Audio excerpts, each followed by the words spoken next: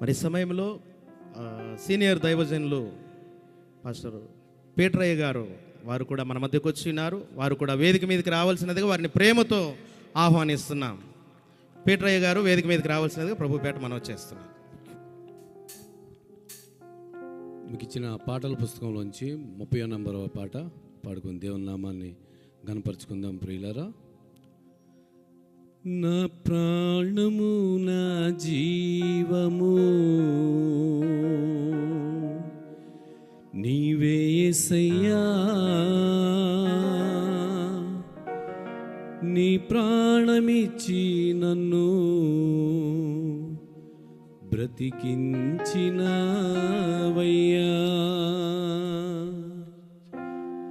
నా ప్రాణము నా జీవము నీవే యేసయ్యా, నీ ప్రాణమిచ్చి నన్ను బ్రతికించినవయ్యా.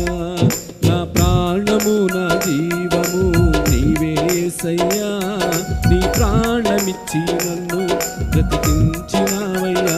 యేసయ్యా యేసయ్యా యేసయ్యా యేసయ్యా,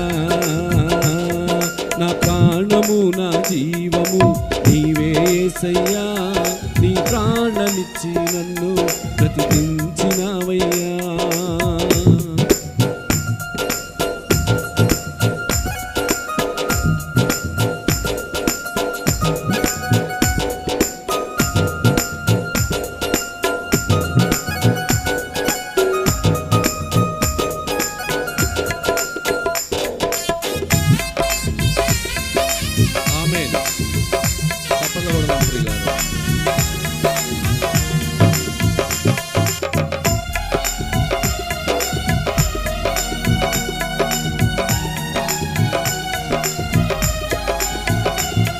నీ కలువరి సిలువే నాకు జీవ మార్గము చూపినది, నీ కలువరి రక్తమే నన్ను శుద్ధిని చేసినది.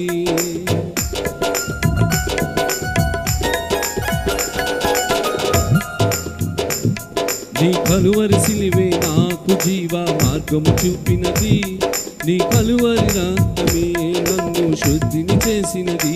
యేసయ్యా యేసయ్యా యేసయ్యా యేసయ్యా, నా ప్రాణము నా జీవము నీవే యేసయ్యా, నీ ప్రాణమిచ్చి నన్ను బ్రతికించినవయ్యా.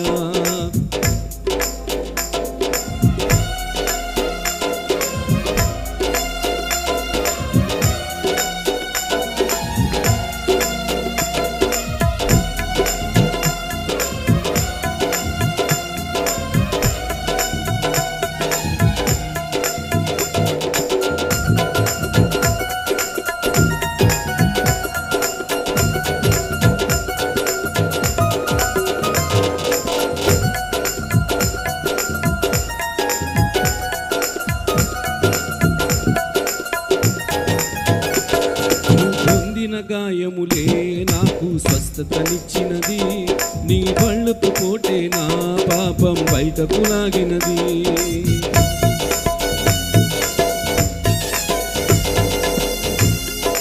పొందిన గాయములే నాకు స్వస్థతనిచ్చినది, నీ బళ్ళపు కోటే నా పాపం బయటకు లాగినది. యేసయ్యా యేసయ్యా యేసయ్యా యేసయ్యా, నా ప్రాణము నా జీవము నీవే యేసయ్యా, నీ ప్రాణమిచ్చి నన్ను బ్రతికించినవయ్యా. నా ప్రాణము నా జీవము నీవే యేసయ్యా, నీ ప్రాణమిచ్చి నన్ను బ్రతికించినవయ్యా.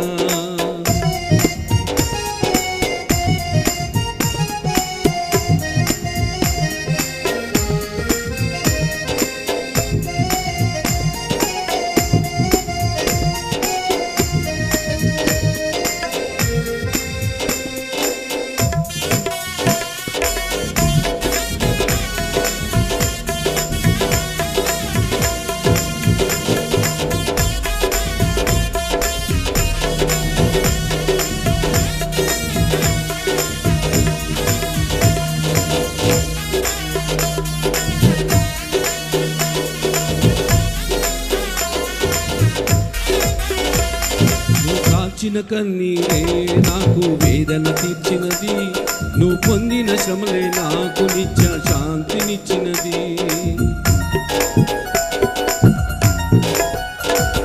నువ్వు కార్చిన కన్నీరే నాకు వేదన తీర్చినది, నువ్వు పొందిన శ్రమలే నాకు నిత్య శాంతినిచ్చినవి. యేసయ్యా యేసయ్యా యేసయ్యా యేసయ్యా, నా ప్రాణము నా జీవము నీవే యేసయ్యా, నీ ప్రాణమిచ్చి నన్ను బ్రతికించినావయ్యా.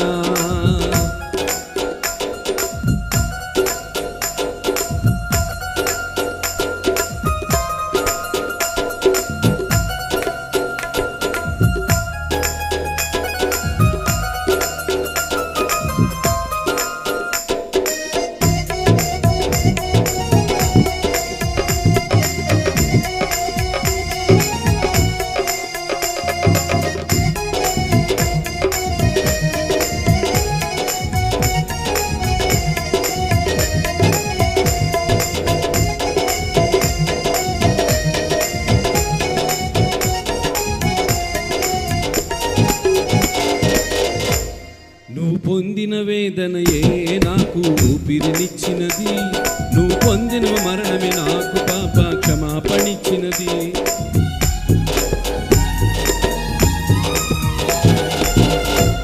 నువ్వు పొందిన వేదనయే నాకు ఊపిరినిచ్చినది, నువ్వు పొందిన మరణమే మాకు పాప క్షమాపణిచ్చినది.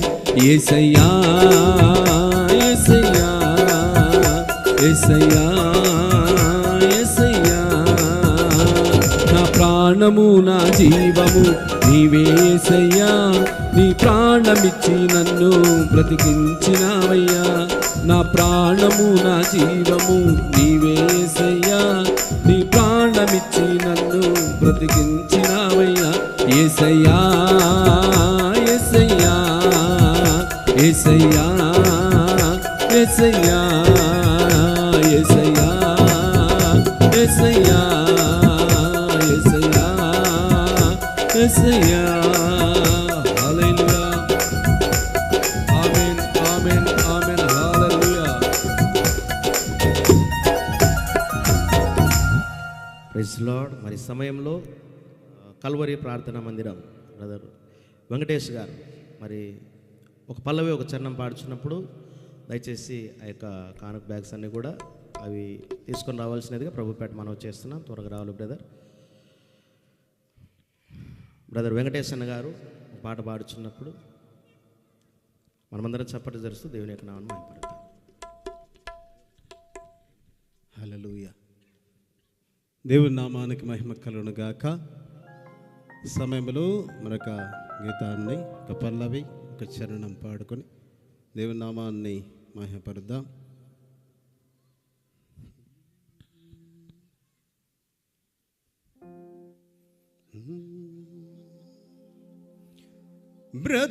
బ్రతికెదనేను నీ సిలువ నీడలో, నా గమ్యమే నీవు నా యేసయ్యా. సియోనులో సియోనులో నూతన గీతము నే పాడెదా, నీ కృపా నీ కృపా దాచెను నన్ను నీలో, నీ కృపా.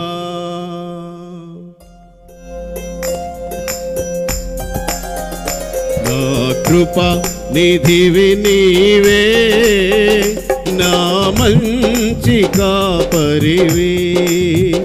నా కృప నిధివి నీవే, నా మంచి కాపరివి.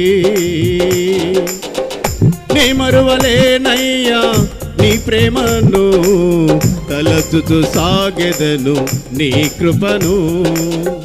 నీ మరువలేనయ్యా నీ ప్రేమను, తలచుతూ సాగెదను నీ కృపను. నీ కృపా నీ కృపా దాచెను నన్ను నీలో. నీ కృపా నీ కృపా యేసయ్యా కాపాడెను నన్ను. నీ కృప నా కృపా నిధివి నీవే, నా మంచి కాపరివి. నా కృపా నిధివి నీవే, నా మంచి కాపరివి. కలవరపడితి శ్రమలను చూచి, దిగులు చెందితి దిక్కులు చూచి.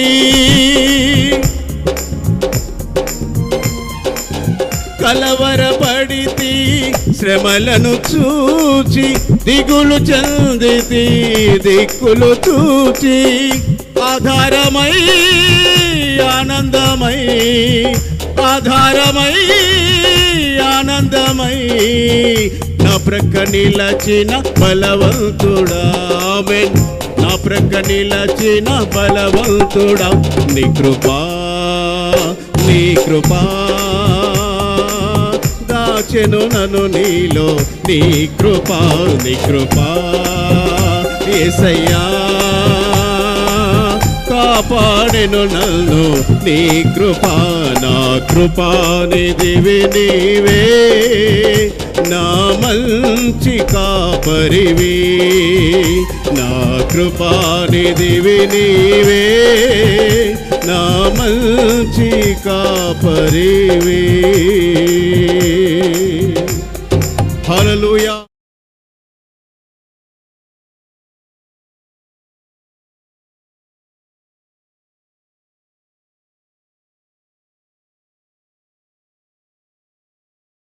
పాస్టర్ మాథ్యూస్ గారు, అదేవిధంగా ఇంతవరకు మరి చక్కటి పాటను మనకు అందించినటువంటి పాస్టర్ సురేష్ గారు, వారు కూడా వేదిక మీదకి రావాల్సినదిగా ప్రభు పేరిట ప్రేమతో వారిని ఆహ్వానిస్తున్నాం. పాస్టర్ సురేష్ గారు రాజమండ్రి ప్రాంతం నుండి మన మధ్యకు వచ్చినటువంటి పాస్టర్ సురేష్ గారు వేదిక మీదకి రావాల్సి మనం వచ్చేస్తున్నాను.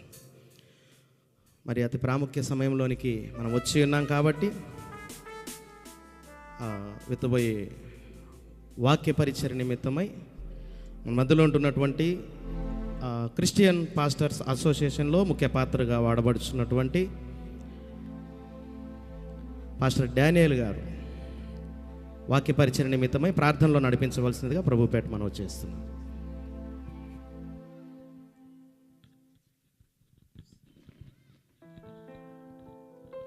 ప్రార్థన చేసుకుందాం. దేవుని వాక్యం తన దైవ సేవకులు మనకు వినిపించబోతుండగా అందరూ ఏక మనసుతో ప్రార్థన చేసుకుందాం. సర్వశక్తి కలిగినటువంటి కృపా కనికరము కలిగినటువంటి దైవమా, మీకు స్తోత్రాలు చెల్లిస్తూ ఉన్నాం. గడిచిన కాలమంతా మమ్ములను, ఈ పట్టణస్థులను, మా మధ్యకు విచ్చేస్తున్న దైవ సేవకులను సజీవుల సంఖ్యలో ఉంచి కాపాడుతొచ్చినందుకు స్తోత్రాలు చెల్లిస్తున్నాం. అనేక నెలలు ప్రార్థన చేసిన రీతిగానే ఈ యొక్క క్రిస్టియన్ పాస్టర్స్ అసోసియేషన్ సిపిఐ వారి ఆధ్వర్యంలో ఏర్పాటు చేయబడినటువంటి ఈ కూడికల కొరకు మీరు ఆకాశ ద్వారాలు మీరు తెరిచినందుకు స్తోత్రాలు చెల్లిస్తూ ఉన్నాం. మంచి వాతావరణాన్ని మీరు అనుకూలపరిచినందుకు స్తోత్రాలు చెల్లిస్తూ ఉన్నాం. ప్రభువా, ఆరంభించినటువంటి మొదటి దినము ప్రారంభములోనే పరిశుద్ధాత్మ దేవుడుగా మీరున్నందుకు స్తుతిస్తూ ఉన్నాము నాయన. పాటల ద్వారా, వాయిద్యాల ద్వారా నీ నామాన్ని మహిమపరుచుకుని ఉన్నారు. సర్వశక్తి గల దేవుడుగా మిమ్మల్ని మేము ఆరాధించి ఉండగా స్తుతి ఆరాధనలో నీ మహిమను మేము అనుభవించుటకు సహాయం చేసి ఉన్నారు నాయన. అదే సమయంలో ప్రభువా, మీ దైవ సేవకులు నీ వాక్యము నిమిత్తమై నీ సిలువ చెంతకు రాబోతూ ఉండగా దైవ సేవకులను, పెద్దలను మీరు బలపరచి వాడుకోమని వేడుకుంటున్నాం. ప్రభువా, అమూల్యమైన నీ మాట, జీవమునిచ్చు నీ మాట సెలయేరువలే ప్రవహించున్నట్లు వారిని బలపరచి నీ హస్త బలముతో దాచి ఏడంతల అభిషేకమునిచ్చి ఈ ప్రాంతానికి కూడొచ్చిన ప్రతి వారికి మీరే తేటగా సూటిగా మాట్లాడమని వాక్యమై ఉన్న దేవా ప్రతి ఒక్కరిని మీరు దర్శించమని వేడుకుంటున్నాము నాయన. మా అందరితోనూ మీ స్వరము చేత మాట్లాడండి. దైవ సేవకులను నీ వాక్శక్తితో, కృపతో, అభిషేకముతో, బలమైన నీ ఆత్మ చేత నింపి నీ కృప చేత వాడుకోండి నాయన. సమస్త ఆటంకాలు, అవరోధాలు, వాక్యానికి విరోధంగా లేస్తున్న కార్యాలు యేసు నామములో అణిచివేయమని వేడుకుంటున్నాం. ప్రతి అంధకార శక్తిని తొలగించమని వేడుకుంటున్నాం. ప్రభువా, సహాయం చేయండి. అలాగే ఈ సమయంలో నీ సముఖములో ప్రతి బిడ్డ హృదయపూర్వకంగా విప్పినటువంటి ప్రతి కానుకను మీరు ఆశీర్వదించండి, దీవించండి. సమృద్ధి ప్రతిఫలం ఇహపరమందు మీరు దయచేయమని వేడుకుంటున్నాం. ఈ సమయం అంతా మా హృదయాన్ని మీకు అర్పించి మీ దాసుల నోటి ద్వారా మీరు పలికించే ప్రతి మాటను వినుటకు కృప దయచేయండి. దైవ సేవకుల్ని బలపరిచి వాడుకొనమని నజరేయుడైన యేసయ్య నామమున ప్రార్థించి అడిగి వేడుకొనుచున్నాము తండ్రి. ఆమేన్, ఆమేన్. థ్యాంక్ యూ పాస్టర్ గారు. మరి అతి ప్రాముఖ్య సమయంలోనికి మనం వచ్చి ఉన్నాం. మనం ఎంతగానో ఎదురు చూస్తున్నటువంటి దైవ సేవకులు మన మధ్యకు వచ్చి ఉన్నారు. ఈ సమయాన్ని దైవ సేవకులకు అప్పగిద్దాం. ఖుదా యేసు మసీహ్ మినిస్ట్రీస్ వ్యవస్థాపకులు మరి అయ్యగారికి ఈ సమయాన్ని అప్పగిద్దాం. మనమందరం కూడా గట్టిగా చప్పట్లు జరుస్తూ దేవుని యొక్క నామమును మహింపరుద్దాం.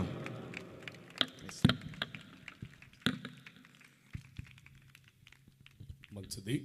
చేరొచ్చిన మీ అందరికీ ప్రభు పేరిట నా శుభాలు. ప్రొద్దుటూరు దైవ సేవకులు అందరూ కలిసి మరి యొక్క కార్యక్రమంలో వేదిక పైకి విచ్చేశారు. అందరికీ కూడా ప్రభు పేరిట నా శుభాలు. విశ్వాసుల కంటే సేవకుల సమూహమే చాలా ఎక్కువగా ఉంది. చాలా సంతోషం. ఎన్ని పనులు ఉన్నప్పటికీ, లేక వారికి వ్యక్తిగత అవసరాలు ఎన్నో ఉన్నప్పటికీ అవన్నీ పక్కన పెట్టి మరి సహోదరులు ఐక్యత కలిగి నివసించుట ఎంతో మేలు అన్నట్లు ఒకే వేదికపై ఇంతమంది సేవకుల సమూహాన్ని చూసి నేను చాలా సంతోషిస్తున్నాను.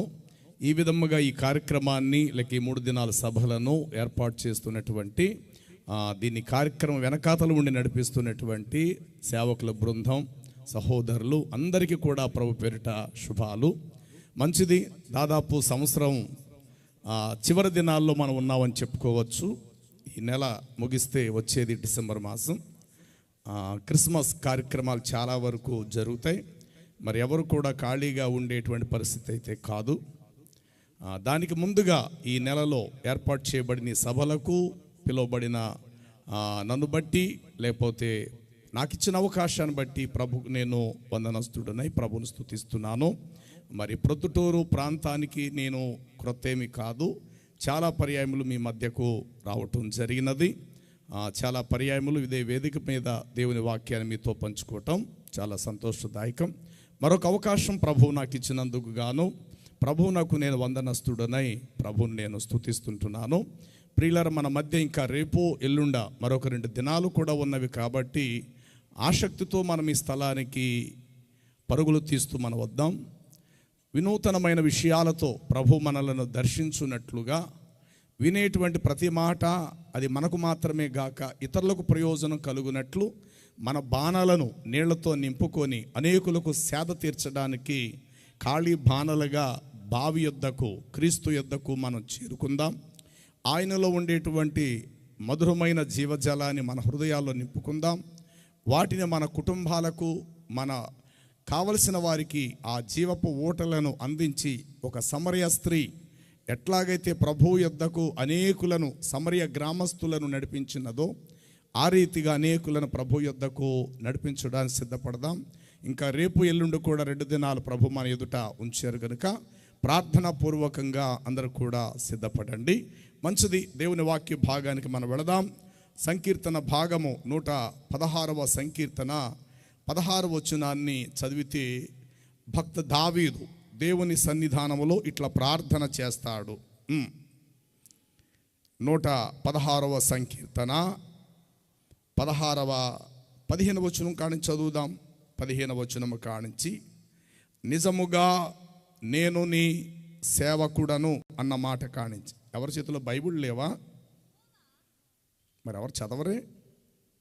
16వ అధ్యాయము 116వ అధ్యాయము 15-16 వచనాలు చదువుదాం. యెహోవా, నేను నిజముగా నీ సేవకుడను అన్నట్టు నీ సేవకురాలు యొక్క కుమారుడను, నీవు నా కట్లను విప్పియున్నావు. చాలు చాలు చాలు. వాక్య రిఫరెన్స్ చెప్పిన వెంటనే అందించడానికి ప్రయత్నం చేయండి. మంచిది. చదవబడిన లేఖన భాగములో ఒక మాట దేవుని ఎదుట ప్రస్తావన చేస్తున్నాడు. ఆ మాట ఈ రాత్రి మనకు అవసరం. అది మనకు ఎంతైనా శుభప్రదం. యెహోవా, నిజముగా నేను నీ సేవకుడను అంటే ఆ మాట చెబితే దేవుడికి అర్థమవుతుందా? నేను నిజముగా అన్న మాట పద ఉచ్చారణ చేస్తే దేవుడికి అర్థమవుతుందా? అలా చెప్పకపోతే గనుక అతడు నిజముగా దేవుని సేవకుడు కాకపోతాడా? యెహోవా, నిజముగా నేను నీ సేవకుడను అన్నట్టు నీ సేవకురాలి కుమారుడను, నా బంధకములు నా కట్లను నీ విప్పియున్నావు దేవా అని అన్నట్టు భక్తుడు తన కీర్తన ద్వారా దేవుని సన్నిధానంలో ప్రార్థన చేస్తున్నటువంటి భాగం. ఆ మాటల్లో ఒక మాట నేను ముందుంచుచున్నాను. నిజముగా అనే మాట. మనుషులుగా మనకు ఖచ్చితంగా నిజం కావాలి. చాలా విషయాల్లో నిజము కొరకు మనం పాకులాడుతాం, నిజము కోసం మనం మాట్లాడతాం. కొన్ని సందర్భాల్లో నిజము మనం మాట్లాడటానికి మనం ఇష్టపడం. ఉదాహరణకు, ఒక వ్యక్తికి మన దగ్గర పనిచేసేవాడి కొంత ధనాన్ని ఇచ్చి కొన్ని వస్తువులు కొని తీసుకురా అని చెప్పినప్పుడు, తిరిగి వచ్చిన తర్వాత వాడు లెక్క మనకు అప్పగిస్తున్నప్పుడు మనం అడుగుతాం, నిజం చెప్పరా, ఈ వస్తువు కరెక్ట్గా మార్కెట్లో ఇంతేనా? రే నిజం చెప్పు, ఈ వస్తువు మార్కెట్లో ఇంతేనా? ఈ వస్తువుని ఇంతకే కొన్నావా? నిజం చెప్పు, లేదా నేను షాప్కి వచ్చి నేను అడుగుతా. అంటే మన దాకా వచ్చేసరికి నిజము కావాలని మనం తప్పిస్తాం. ఎవరైనా మన దగ్గర ధనాన్ని తీసుకొని నిజంగా ఇవ్వకపోతే గనుక అవతల వ్యక్తితో నిజంగా ప్రమాణం చేసి చెప్పు, నిజంగా ప్రమాణం చేసి చెప్పు, నేను ఇవ్వలేదని నేను వదిలేసుకుంటాను. నిజం చెప్పవయ్యా, నేను ఇవ్వలేదని ఒక్క మాట చెప్పు, నేను వదిలేసి వెళ్ళిపోతాను. నిజం చెప్పవయ్యా అంటే మన దాకా ఏదైనా వస్తే మనకు నిజం కావాలి. ఇదే మనము కొన్ని సందర్భాలలో నిజము చెప్తే మనం నష్టపోతాం. అది కూడా మనకు తెలుసు. ఈ విషయంలో నేను నిజం మాట్లాడితే కనుక నా ఉద్యోగం పోతుంది. నేను చూసినట్లుగా వానర్కు యజమానుడికి నేను చెప్తే నన్ను ఉద్యోగంలోంచి తీసేస్తాడు. ఈ సమయంలో నేను నిజం చెప్తే కనుక నన్ను అర్జెంటుగా బయటికి పంపించేస్తాడు. కాబట్టి ఏదో ఒక విధంగా నేను నిజం చెప్పకూడదు. కొన్ని సందర్భంలో నేరం చేసిన వ్యక్తి కోర్టు బోన్లో నిలబడినప్పుడు, అక్కడ మొదటిసారి వాడికి తీర్పు జరుగుతూ ఉన్నప్పుడు ఇలా అంటారు, అంతా నేను నిజమే చెప్తాను, నేను అబద్ధం ఆడను, దైవం మీద ప్రమాణము చేసి నేనంతా నిజమే చెప్తాను అనేటువంటి మాట ఆ సందర్భంలో కూడా మనం వింటాం. తర్వాత వైద్యుని సంప్రదించినప్పుడు నిజం చెప్పాలి మనం. ఎప్పటి నుండి ఉందో నీకు ఈ జబ్బు, ఎప్పటి నుంచి నీకు ఈ యొక్క తెగులు ఉంది, మొన్నేమి తిన్నావు, నిన్నేమి తిన్నావు, ఇవాళేమి తిన్నావు అని అన్నప్పుడు నిజం చెప్పాలి. దానికి తగ్గ వైద్యం ఆయన చేస్తాడు మనకి. వైద్యుని దగ్గర ఎప్పుడు కూడా నిజము దాయవద్దు, ఎందుకంటే తగిన వైద్యం మనకు అందదు. ఎప్పుడో చావలసిన మనం అకాలంగా మనం మరణిస్తాం. కారణం మనం నిజం చెప్పనందున. ఎప్పుడైతే మనం నిజం చెప్పామో ఆ నిజానికి తగ్గట్టుగానే ఆ వైద్యుడు తగిన వైద్యాన్ని మనకు అందిస్తాడు. తద్వారా మనం బ్రతుకుతాం. కానీ ఎప్పుడైతే వైద్యుడి దగ్గర నిజం చెప్పవలసిన నిజాన్ని ఆపి అబద్ధము చెప్పే ప్రయత్నం చేస్తే గనుక అందవలసిన రీతిలో వైద్యం మనకు అందదు. ఆ తర్వాత మరణ పడక మీద మనం విలపిస్తూ, అయ్యా నేను ఆ రోజు తప్పు చెప్పాను, నిన్నటి రోజు నుండి నాకు ఒంట్లో బాగోలేదు అని నేను అన్నాను, దాదాపు నాకు నెల రోజులు బట్టి నాకు ఇదే పరిస్థితి ఉన్నదంటే, అరే పిచ్చోడా ఎందువరకు రా దాచి ఇంతవరకు. కాబట్టి నిజం అనేది చాలా విలువైనది. నిజము కావాలి అని మనం ప్రయత్నాలు చేస్తాము. మన దాకా వచ్చేసరికి ఎందుకో కొన్ని సందర్భాల్లో నిజము చెప్పటానికి జంకుతాము, వణుకుతాము, వెనకడుగేస్తాము. ఇది సమాజంలో జరుగుతున్న వాస్తవాలు. అయితే రాత్రి జాగ్రత్తగా వినండి. 100 అబద్ధాలు కలిసినా మరొక అబద్ధాన్ని కలిపి నిజాన్ని చేయలేవు. 100 అబద్ధాలు కలిసి కట్టగట్టినా మరొక అబద్ధాన్ని 100 అబద్ధాలు కలిసి ఇది నిజం అని చెప్పడానికి సరిపో 100 అబద్ధాలు కూడా. నిజం ఎప్పుడు నిలిచుంటుంది, అబద్ధము నిజమోలే చలామణి అయినా ఎక్కడో చోట పడిపోతుంది. నిజము నిప్పు లాంటిది, నిజం ఎప్పుడు కూడా నిలిచే ఉంటుంది, పడినట్లుగా కనబడుతుంది కానీ అది పూర్తిగా పడిపోదు. కొన్ని సందర్భాలు గాలి తుఫాన్లు వీచినప్పుడు చెట్లు నేలకంట ఒరిగిపోతాయి. అనుకుంటాం ఈ చెట్టు ఇరిగిపోతుందేమో, ఉదయం కల్లా ఉండదేమో అని అనుకుంటాం. మరలా ఉదయానికి యథాప్రకారం చక్కగా కొమ్మలు ఇలాగా ఆడిస్తూ నిలిచే ఉంటుంది. మనం అనుకుంటాం రాత్రి చెట్టు పడిపోతుందేమో అనుకున్నాం. రా బాబు, అంత పెద్ద గాలి తుఫాన్ ఎదురైంది, భలే తట్టుకోగలిగింది గాలి తుఫాన్కి చెట్టు అని మనం అనుకుంటాం మరుసటి దినాన. కాబట్టి నిజమనేది ఎప్పటికీ నిలుచుంటుంది. అబద్ధము కొన్ని చోట్ల నిజం వలె చలామణి అవుతుంది. కానీ నిజము ముందు అబద్ధం ఎప్పటికైనా తల వంచక తప్పదు. అబద్ధము అనేక చోట్ల చలామణి అవ్వచ్చు, కానీ నిజము చలామణి అయినంత దూరము అబద్ధం ఎప్పటికీ చలామణి కాదు. అబద్ధము కొన్ని సందర్భాలు నిజం దగ్గరకు వచ్చి నేనే నిజాన్ని అని చెప్పినా నిజం కంగారు పడదు. ఏమిటి, నువ్వు నిజానివా అని నిజం అనేది అబద్ధాన్ని ప్రశ్నించవలసిన పని లేదు. అబద్ధము వచ్చి నిజం దగ్గర నేను నిజానన్నంత మాత్రం నిజం కృంగిపోదు, నిజము తల వంచుకోదు, నిజము నేరసెల్లదు, ఒక చిరునవ్వు నవ్వి వదిలేస్తుంది. ఏంటి, అబద్ధం వచ్చి నా దగ్గరకు వచ్చి నిజం నేనేనంటదేంటి అని అనుకొని నిజముకు చిరునవ్వు నవ్వుతాదే తప్ప ఏదో అబద్ధం వచ్చి నిజం దగ్గర నేనే నిజాన్ని అన్నంత మాత్రాన నిజము పరుగులెత్తదు, కృంగిపోదు. ఏమంటే మీరు చెప్పండి, అయ్యా మీరు చెప్పండి, నేను నిజాన్ని కాదా, ఇది నిజమట చూడండి అని చెప్పి నిజం ఎప్పటికీ కూడా భయపడదు, కృంగిపోదు. నిజం ఎప్పుడు నిప్పువలే ఉంటుంది, నిజం ఎప్పుడు నిలిచే ఉంటుంది. ప్రియులారా, ఈ రాత్రి మీకు అందిస్తున్న మాట నిజం. నిజము వెనకాతలు ఎంత అద్భుతం ఉన్నదనేది ఈ రాత్రి మన నిజ జీవితంలో మనం తెలుసుకుందాం. నెంబర్ 1, దేవుడు నిజం. చెప్పండి, దేవుడు నిజం. అంతే, దేవుడు నిజం. దేవుడు నిజం. నిజమే దేవుడు, దేవుడే నిజం. దేవుడు ఉన్నాడు, అది నిజం, అది నిజం, అది నిజం. ఒకవేళ దేవుడు లేకుండా పోయి ఉంటే ఈరోజు మనం ఇక్కడ ఉండేవారము కాము. 2, దేవుడు ఒక్కడే అనేది పక్కా నిజం. దేవుడు ఉన్నాడనేది ఎంత నిజమో, ఉన్నాడు అనబడిన ఆ దేవుడు కూడా ఒక్కడు మాత్రమే అయి ఉన్నాడని చెప్పటం కూడా అంతే నిజం. దేవుడు ఒక్కడై ఉన్నాడని చెప్పటానికి నిజము మన దగ్గరే ఉంది. ఎందుకంటే మొదట మనందరూ ఒకేలా ఉన్నాము. అది నేనైనా మీరైనా, ఈ దేశమైనా పరాయి దేశమైనా. ఇదేంటి ఒకేలా ఉన్నామని అంటారా? ఎవరైనా జీవితంలో నడవటం ముందుకే నడుస్తారు తప్ప నాకు తెలిసినంతవరకు ఈ రోజు వరకు ఎవరు వెనక్కి నడిచిన సందర్భాలు అయితే లేవు.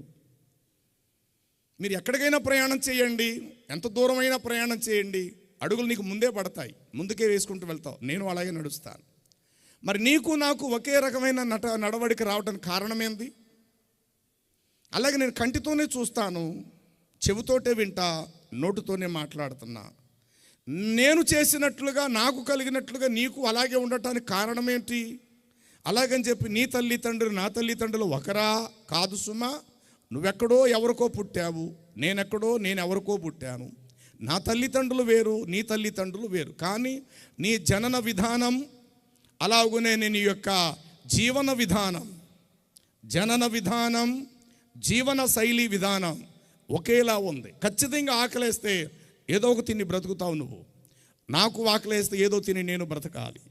సరిగ్గా నిద్ర వచ్చే సమయానికి ఏదో చోట నేను తలవాల్చాలి, నువ్వు తలవాల్స్తావు. దాహం వేసినప్పుడు ఏయో నీళ్లు మొత్తం మీద నేను త్రాగుతా, నువ్వు కూడా త్రాగుతున్నావు. చలేస్తుంది, ఏదో బట్ట కప్పుకోవాలని నేను అనుకుంటా, అదే తపన నీలో కూడా ఉంది. కారణం ఏమిటి? నిర్మాణం ఒకటే, కలుగు చేయబడిన విధానం ఒకటే. ఎందుగూర్చి అని అంటే మొదటి దేవుడు ఒక్కడే. దేవుడు ఉన్నాడనేది ఎంత నిజమో, ఉన్నాడనబడిన దేవుడు ఒక్కడే అని చెప్పడం అంతే నిజం.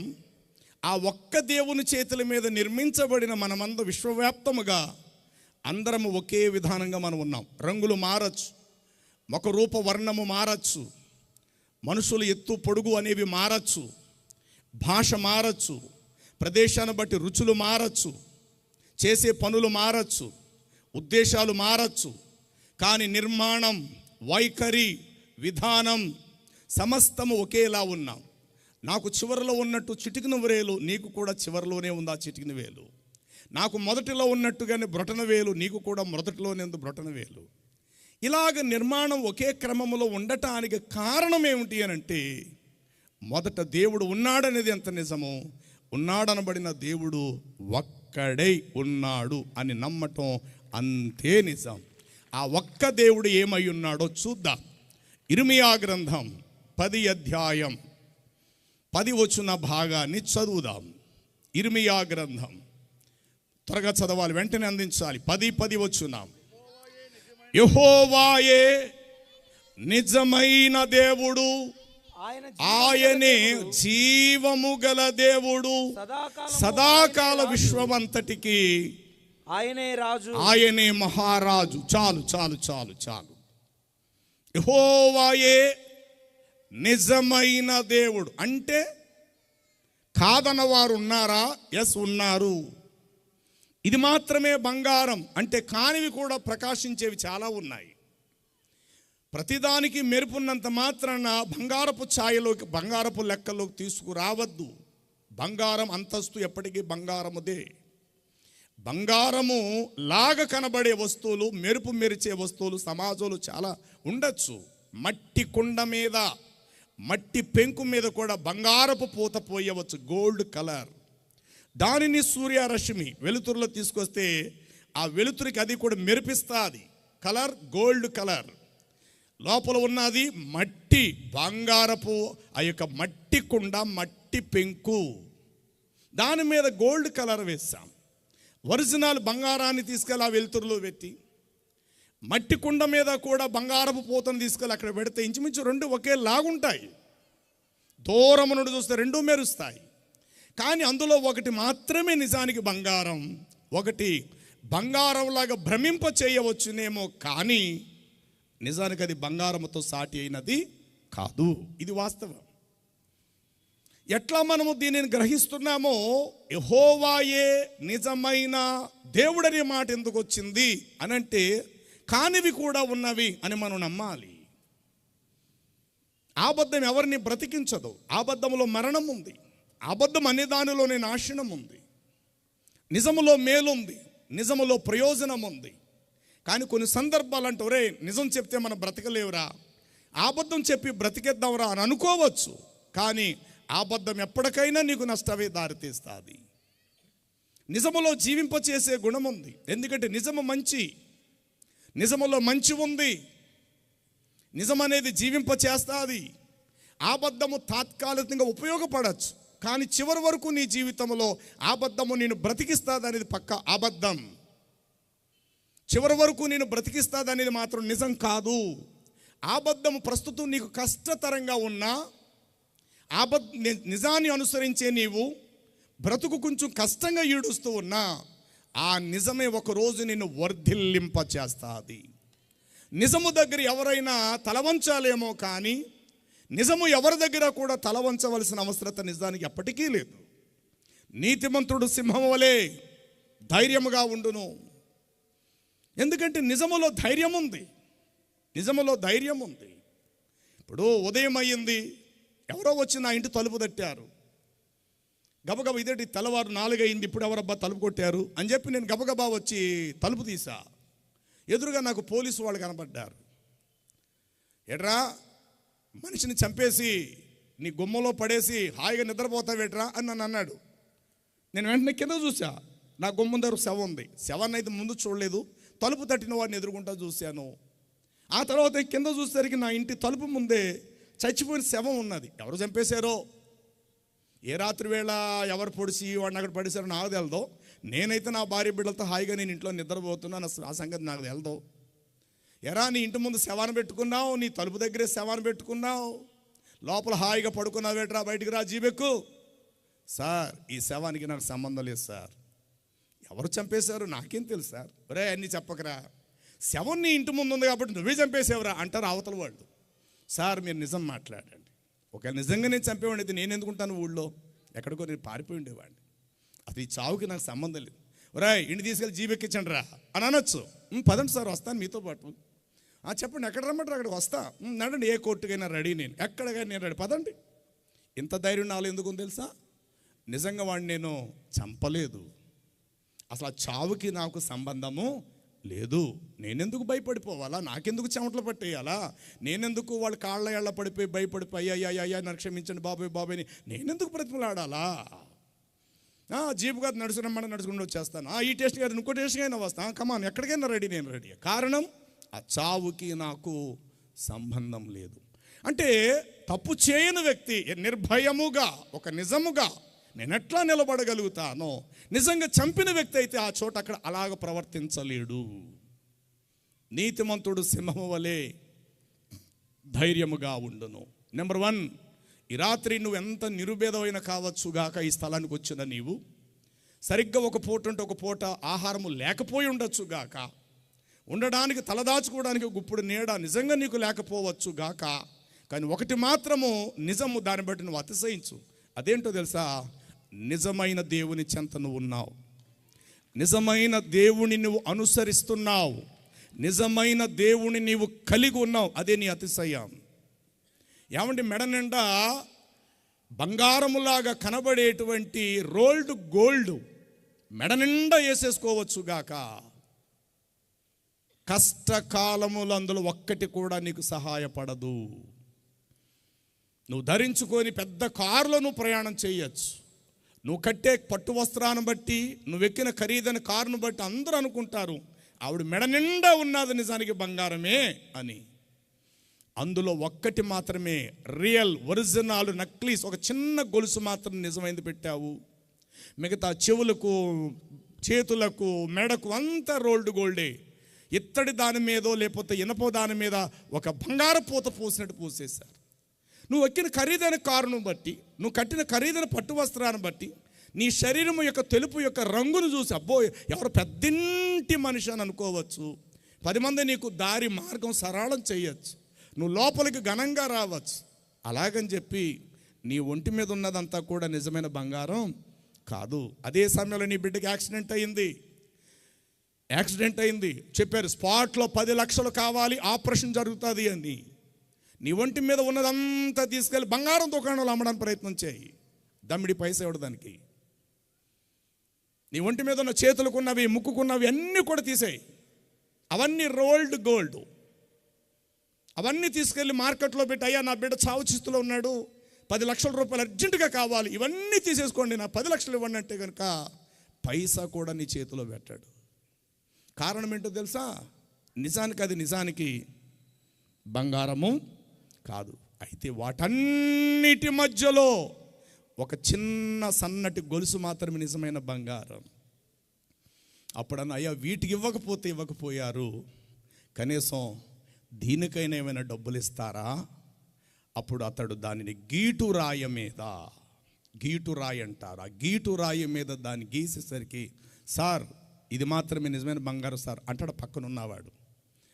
ఆ పని చేసేవాడు యజమానుతో చెప్తాడు ఆ నౌకరు, సార్ ఇది మాత్రం నిజమైన బంగారం సార్, ఇది దీనికి డబ్బులు ఇవ్వచ్చు. ఇక ఒంటి మీద ఉన్నదంతా కూడా అది ఇత్తడి దాని మీద మార్కెట్లో తక్కువ ధరకి రోడ్ల మీద పెట్టుకుందావిడి, ఇది మాత్రం నిజానికి బంగారమే. అప్పుడు దానిని తూకం వేసి గ్రాముల లెక్కన అది తులమా, 2 తులాల, కాసా, 2 కాసుల. అమ్మా నీ ఒంటి మీద ఉన్నదంతా నిజానికి బంగారం కాదు, ఇది మాత్రం నిక్కమైన బంగారం కాబట్టి ఇప్పుడు చెప్పు, దీనికి దాదాపు 3 కాసులు బంగారం కాబట్టి 1,00,000 రూపాయలు నేను ఇస్తాను. అయ్యా 1,25,000 ఇవ్వండి అయ్యా. సరే పట్టుకెళ్ళు. కారణం ఏమిటంటే అది నిజము కాబట్టి కష్టకాలమందు అది నిన్ను ఆదుకోగలుగుతుంది. నిజము కానిది బండెడంత బంగారంగా ఉన్నా ఆపత్కాలములో రవ్వంతా కూడా నీకు సహాయపడదు. ఈ కారణమును బట్టి పరిశుద్ధ బైబిల్ గ్రంథములో ఉన్న దేవుడు మాత్రమే నిజానికి దేవుడై ఉన్నాడు. ఎందరూ ఆయనను అంగీకరించెదరు, ఎందరూ ఆయన సన్మార్గములు నడుచుదురు, వారందరూ భాగ్యవంతులు. యెహోషువ గ్రంథం 22 వచనాన్ని మీరు చదివితే 22వ అధ్యాయం 22వ వచనములు అంటాడు, దేవుళ్ళలో యెహోవాయే దేవుడు. ఉందా మాట మీ గ్రంథంలో? దేవుళ్ళలో ఎస్, గట్టిగా స్పీడ్గా చదవాలి. రిఫరెన్స్ చెప్పడంతో మీరు తీయాలి. దేవుళ్ళలో దేవుళ్ళలో యెహోవా దేవుడు, యెహోవాయే దేవుడు. దేవుళ్ళలో యెహోవాయే దేవుడు. ఎంత అద్భుతము! ఈ లోకంలో 3 రకాల దేవుళ్ళు ఉన్నారు. నెంబర్ 1, నిజానికి దేవుడైన దేవుడు. ఆయన దగ్గరికి ఎవరో వచ్చి నువ్వు దేవుడు అని చెప్పక్కర్లేదు ఆయనకి, ఎందుకంటే ఆయన దేవుడు అన్న సంగతి ఆయన తెలుసు. ఎవరో 10 మంది కట్టకట్టుకుని వెళ్ళి సార్ సార్ సార్ సార్ మీరు నిజంగా దేవుడు సార్, మీరు దేవుడండి ఆయన చెప్పక్కర్లేదు. ఎందుకని? ఆయన ఔన్నత్యమును బట్టి, ఆయన ఉనికిని బట్టి ఆయన నిజానికి దేవుడే. ఒక్కరు వెళ్ళినా 10 కోట్ల మంది వెళ్ళినా ఎవరు ఆయన కోసం సాక్ష్యం ఇయ్యక్కర్లేదు. ఆయనకు ఆయనగా దేవుడై ఉన్నాడు. ఆయన స్వయంభవుడు, స్వయం ప్రకాశకుడు, తనకు తానుగా ఉన్నవాడు అనువాడునై ఉన్నాడు. కాబట్టి అనంత విశ్వములో నిజానికి నిజమైన దేవుడు ఒక ఆయన. 2, నేను కూడా దేవుడినే సుమా అని తనకు తాను మనుషుల మధ్య చలామణి అయిన వాడు. వారిని మీరు ఎవరితోనైనా పోల్చుకోండి ఈ లోకంలో. మరి నేను కూడా దేవుడినేరా, నేను దేవుడినే, నేను కూడా దేవుడినే, కాలితే నా నోటి నుండి నేనేమైనా తీయగలుగుతా, నా చేతుల్లో ఏమైనా మీకు ఇస్తాను కావాలితే, నేను కూడా దేవుడినే అని అనిపించుకుంటూ ప్రజల చేత దేవుడుగా అని అనిపించుకునేటువంటి వారు కూడా ఉన్నారు. వీరు 2వ స్థానం. 3వది, వారు చెప్పకపోయినా మనుషులు తమంతట తాము ఇతరులను దేవుడు స్థానంలో పెట్టి పూజించుట. వాడు చెప్పలేదు నన్ను నమ్మండి నేను దేవుడని, కానీ ప్రజలే. ఏమన్నా ఎంత ఆశ్చర్యం అంటే, ఇతర దేశాలు అలా ఉంటాయో లేదో నాకు తెలదు, కానీ మన ప్రాంతం కోసం మాట చెప్తున్నా. ఒకడు మతిస్థిమితము లేక వస్త్రహీనుడై కుటుంబంలో దెబ్బతిని అందరు విడిచిపెట్టేసరికి పిచ్చోడు, మతిస్థిమితం లేదు, భార్యను గుర్తుపడతలేదు, పిల్లల్ని గుర్తుపడతలేదు, బట్టలు ఒంటి మీదనే ఓడ తీసేసుకుంటున్నాడు, సరిగ్గా ఇంట్లో ఉండట్లేదు అని చెప్పి కొంతవరకు వైద్యం చేయించి ఇంకా వాడిని వదిలేశారు. వాడు ఊర్లు దాటాడు, జిల్లాలు దాటాడు, రాష్ట్రాలు దాటి రైలు బండ్లు ఎక్కడెక్కడికో వెళ్ళిపోయాడు. ఈలోగా వాడి గెడ్డం పెరిగిపోయింది, తల అట్టగట్టేసింది, ఒంటి మీద బట్టలు లేవు. రోడ్డు మీద తిరుగుతుంటే చూసేవాళ్ళు అందరూ పిచ్చోళ్ళందరూ వాడు పక్క వెళ్ళకండ్రా బాబు, చూడడానికి చాలా అసహ్యంగా ఉన్నాడు రా బాబు అని వాడిని ముట్టుకోవడానికి కూడా భయపడతాం. గట్టిగా ఎండ వేస్తుందని చెప్పి, బయట ఎండగా ఉందని చెప్పి ఆ మతిస్థిమితం లేని పిచ్చోడు ఒక పచ్చని చెట్టు కింద కూర్చొని కాలు మీద కాలేసి కూర్చున్నాడు అనుకోండి, అంతే అయిపోయాడు దేవుడు, అంతే అయిపోయాడు దేవుడు. అప్పటి వరకు వాడు మతిస్థిమితం లేని పిచ్చివాడు, ఆయన పక్క నుంచి వెళ్ళడానికి కూడా ఎవరు ఇష్టపడరు, వాడిని కాకేసి ఎవరు కూడా భోజనం పెట్టడానికి ఇష్టపడరు. అలాంటిది మంచి మండు టెండలో చెట్టు నీడిస్తున్న సంగతి అందరికీ, పశువులకు కూడా తెలుసు. పశువులు మనం చెప్పక్కర్లేదు, మేత మేసినప్పుడు మంచి ఎండగా ఉంటే కానీ ఏ చెట్టు నీడనైనా కుక్కలు, పందులు ఇవి కూడా చెట్టు నీడని ఆశ్రయిస్తాయి. అలాగే వాడు కూడా ఆ పచ్చని చెట్టు కింద కూర్చొని కాలు మీద కాలు తీసుకొని కళ్ళు మూసుకున్నాడు. అలాగా దారిని అలా పోతూ ఒకడు చూసాడండి, సైకిల్ స్టాండ్ వేసి వాడికి నమస్కారం పెట్టడం మొదలెట్టాడు అంతే. అలాగే స్కూటర్లు, అలాగే కార్లు, ఆహా ఆహా. ఇది 3వ స్థానం. ఇలాంటి పరిస్థితుల్లో అక్కడక్కడ మనం చూస్తుంటుంటాం. అందుకే వాక్యంలో రాయబడినది, దేవుళ్ళలో యెహోవాయే దేవుడు. నిజము నిన్ను బ్రతికిస్తుంది, నిజము నిర్భయముగా ఉంటుంది, నిజము నిన్ను నిలబెడతాది. అబద్ధం చెప్పి 100 సంవత్సరాలు బ్రతుకుట కంటే నిజము చెప్పి అప్పుడే నువ్వు చనిపోవటం నీకు మంచిది. నిజము కొరకు నువ్వు ఎంత నష్టపోయినా అది నీకు మేలే, అది నీకు మేలే, అది నీకు మేలే. అబద్ధము నిమిత్తము బ్రతకాలన్న తపన కొలది జీవితాంతం అబద్ధంలో ఉండటం అది నీకు అశుభమే, అది నీకు ప్రయోజనం కాదు. కాబట్టి ప్రభువునందు ప్రియులారా, ఈ రాత్రి నిజ దేవుణ్ణి కలిగి ఉన్నావనే ఒక అతిశయంతో మీరు జీవించండి, అనగా ఒక ధైర్యంతో బ్రతకండి. ఆస్తులు నువ్వు లేకపోవచ్చు, అంతస్తులు నీకు లేకపోవచ్చు, కడుపును పుట్టిన బిడ్డలు నీకు దూరం అవ్వచ్చు, కానీ ఒకటి మాత్రం, ఒక విషయంలో నువ్వు ఆనందించు. అదేంటంటే, ఎస్, ఏమున్నా ఏం లేకపోయినా నాకు నిజమైన దేవుడు నాకు దొరికాడు, నాకు అదే చాలు. నాకు నిజమైన దేవుడు నాకున్నాడు, నాకంతే చాలు అని అనుకుంటూ ఉన్న ఈ పుడమిపై ఈ కొద్ది కాల జీవిత కాల వ్యవధిలో బ్రతికే పుడమి మీద కొద్ది కాలములో ఆ నిజము కొరకు దొరికే గుప్పిడి మెతుకులతోనైనా హాయిగా బ్రతకడానికి నువ్వు ప్రయత్నం చేయి. ఏదో కావాలని చెప్పి అబద్ధంగా నువ్వు బ్రతుకుట కంటే నిజం కొరకు కొంచెములో కూడా హాయిగా జీవించటానికి ప్రయత్నం చేయి. కాబట్టి సభల యొక్క ముఖ్య ఉద్దేశం మత ప్రచారం చేసేది కాదు, మనిషి యొక్క మనుగడను వాడికి అర్థమయ్యే రీతిలో బోధిస్తూ జ్ఞానము, వివేకము, ఆలోచన నేర్పించే ప్రయత్నమే ఈ సభల యొక్క ముఖ్య ఉద్దేశము. చాలామంది అనుకుంటారు మత ప్రచారమానో. ఒకవేళ మత ప్రచారమే కనుక అయితే ఒక మాట చెప్తా, నాకు సూటిగా సమాధానం చెప్పండి. నీకు 10 లక్షలు ఇస్తాను, నువ్వేనా మారిపోతావా రాత్రి? సరే ఇచ్చాను, నీ అవసరం బట్టి నువ్వేదో తీసుకున్నావు, నా మాట విన్నావు. 10 లక్షలు ఎంతకాలం ఉంటాయి నీ దగ్గర? కొంతకాలం అయిన తర్వాత డబ్బులన్నీ అయిపోయిన తర్వాత నువ్వు అప్పుడు కూడా నా మార్గంలో, నా పార్టీలో ఉంటావని గ్యారంటీ ఏమిటి? మరలా పాత స్థితిలోకి నువ్వు వెళ్ళిపోవచ్చేమో.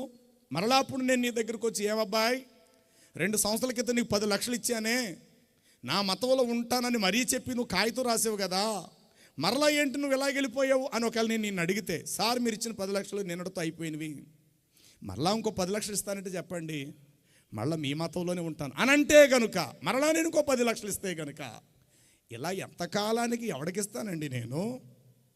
అంత భాగ్యవంతులు మనం.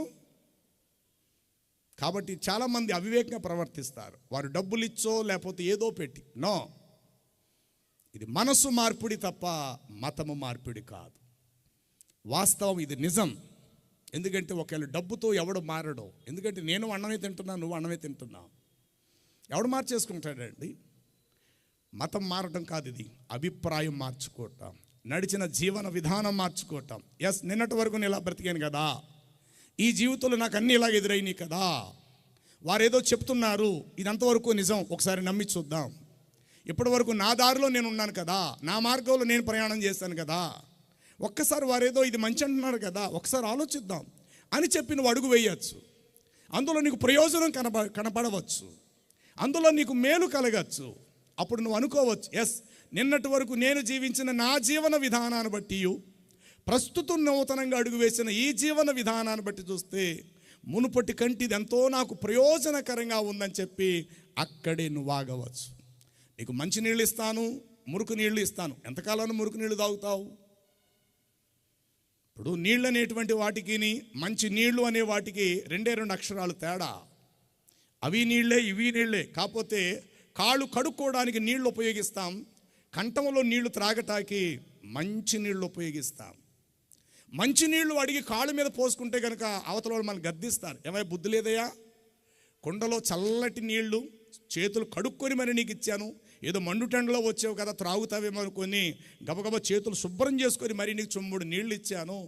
కాళ్ళు కడుక్కుంటా బుద్ధి లేనోడివి, కాళ్ళు కడుక్కొని నీళ్లు బోల్డ్ బయట ఉన్నాయి.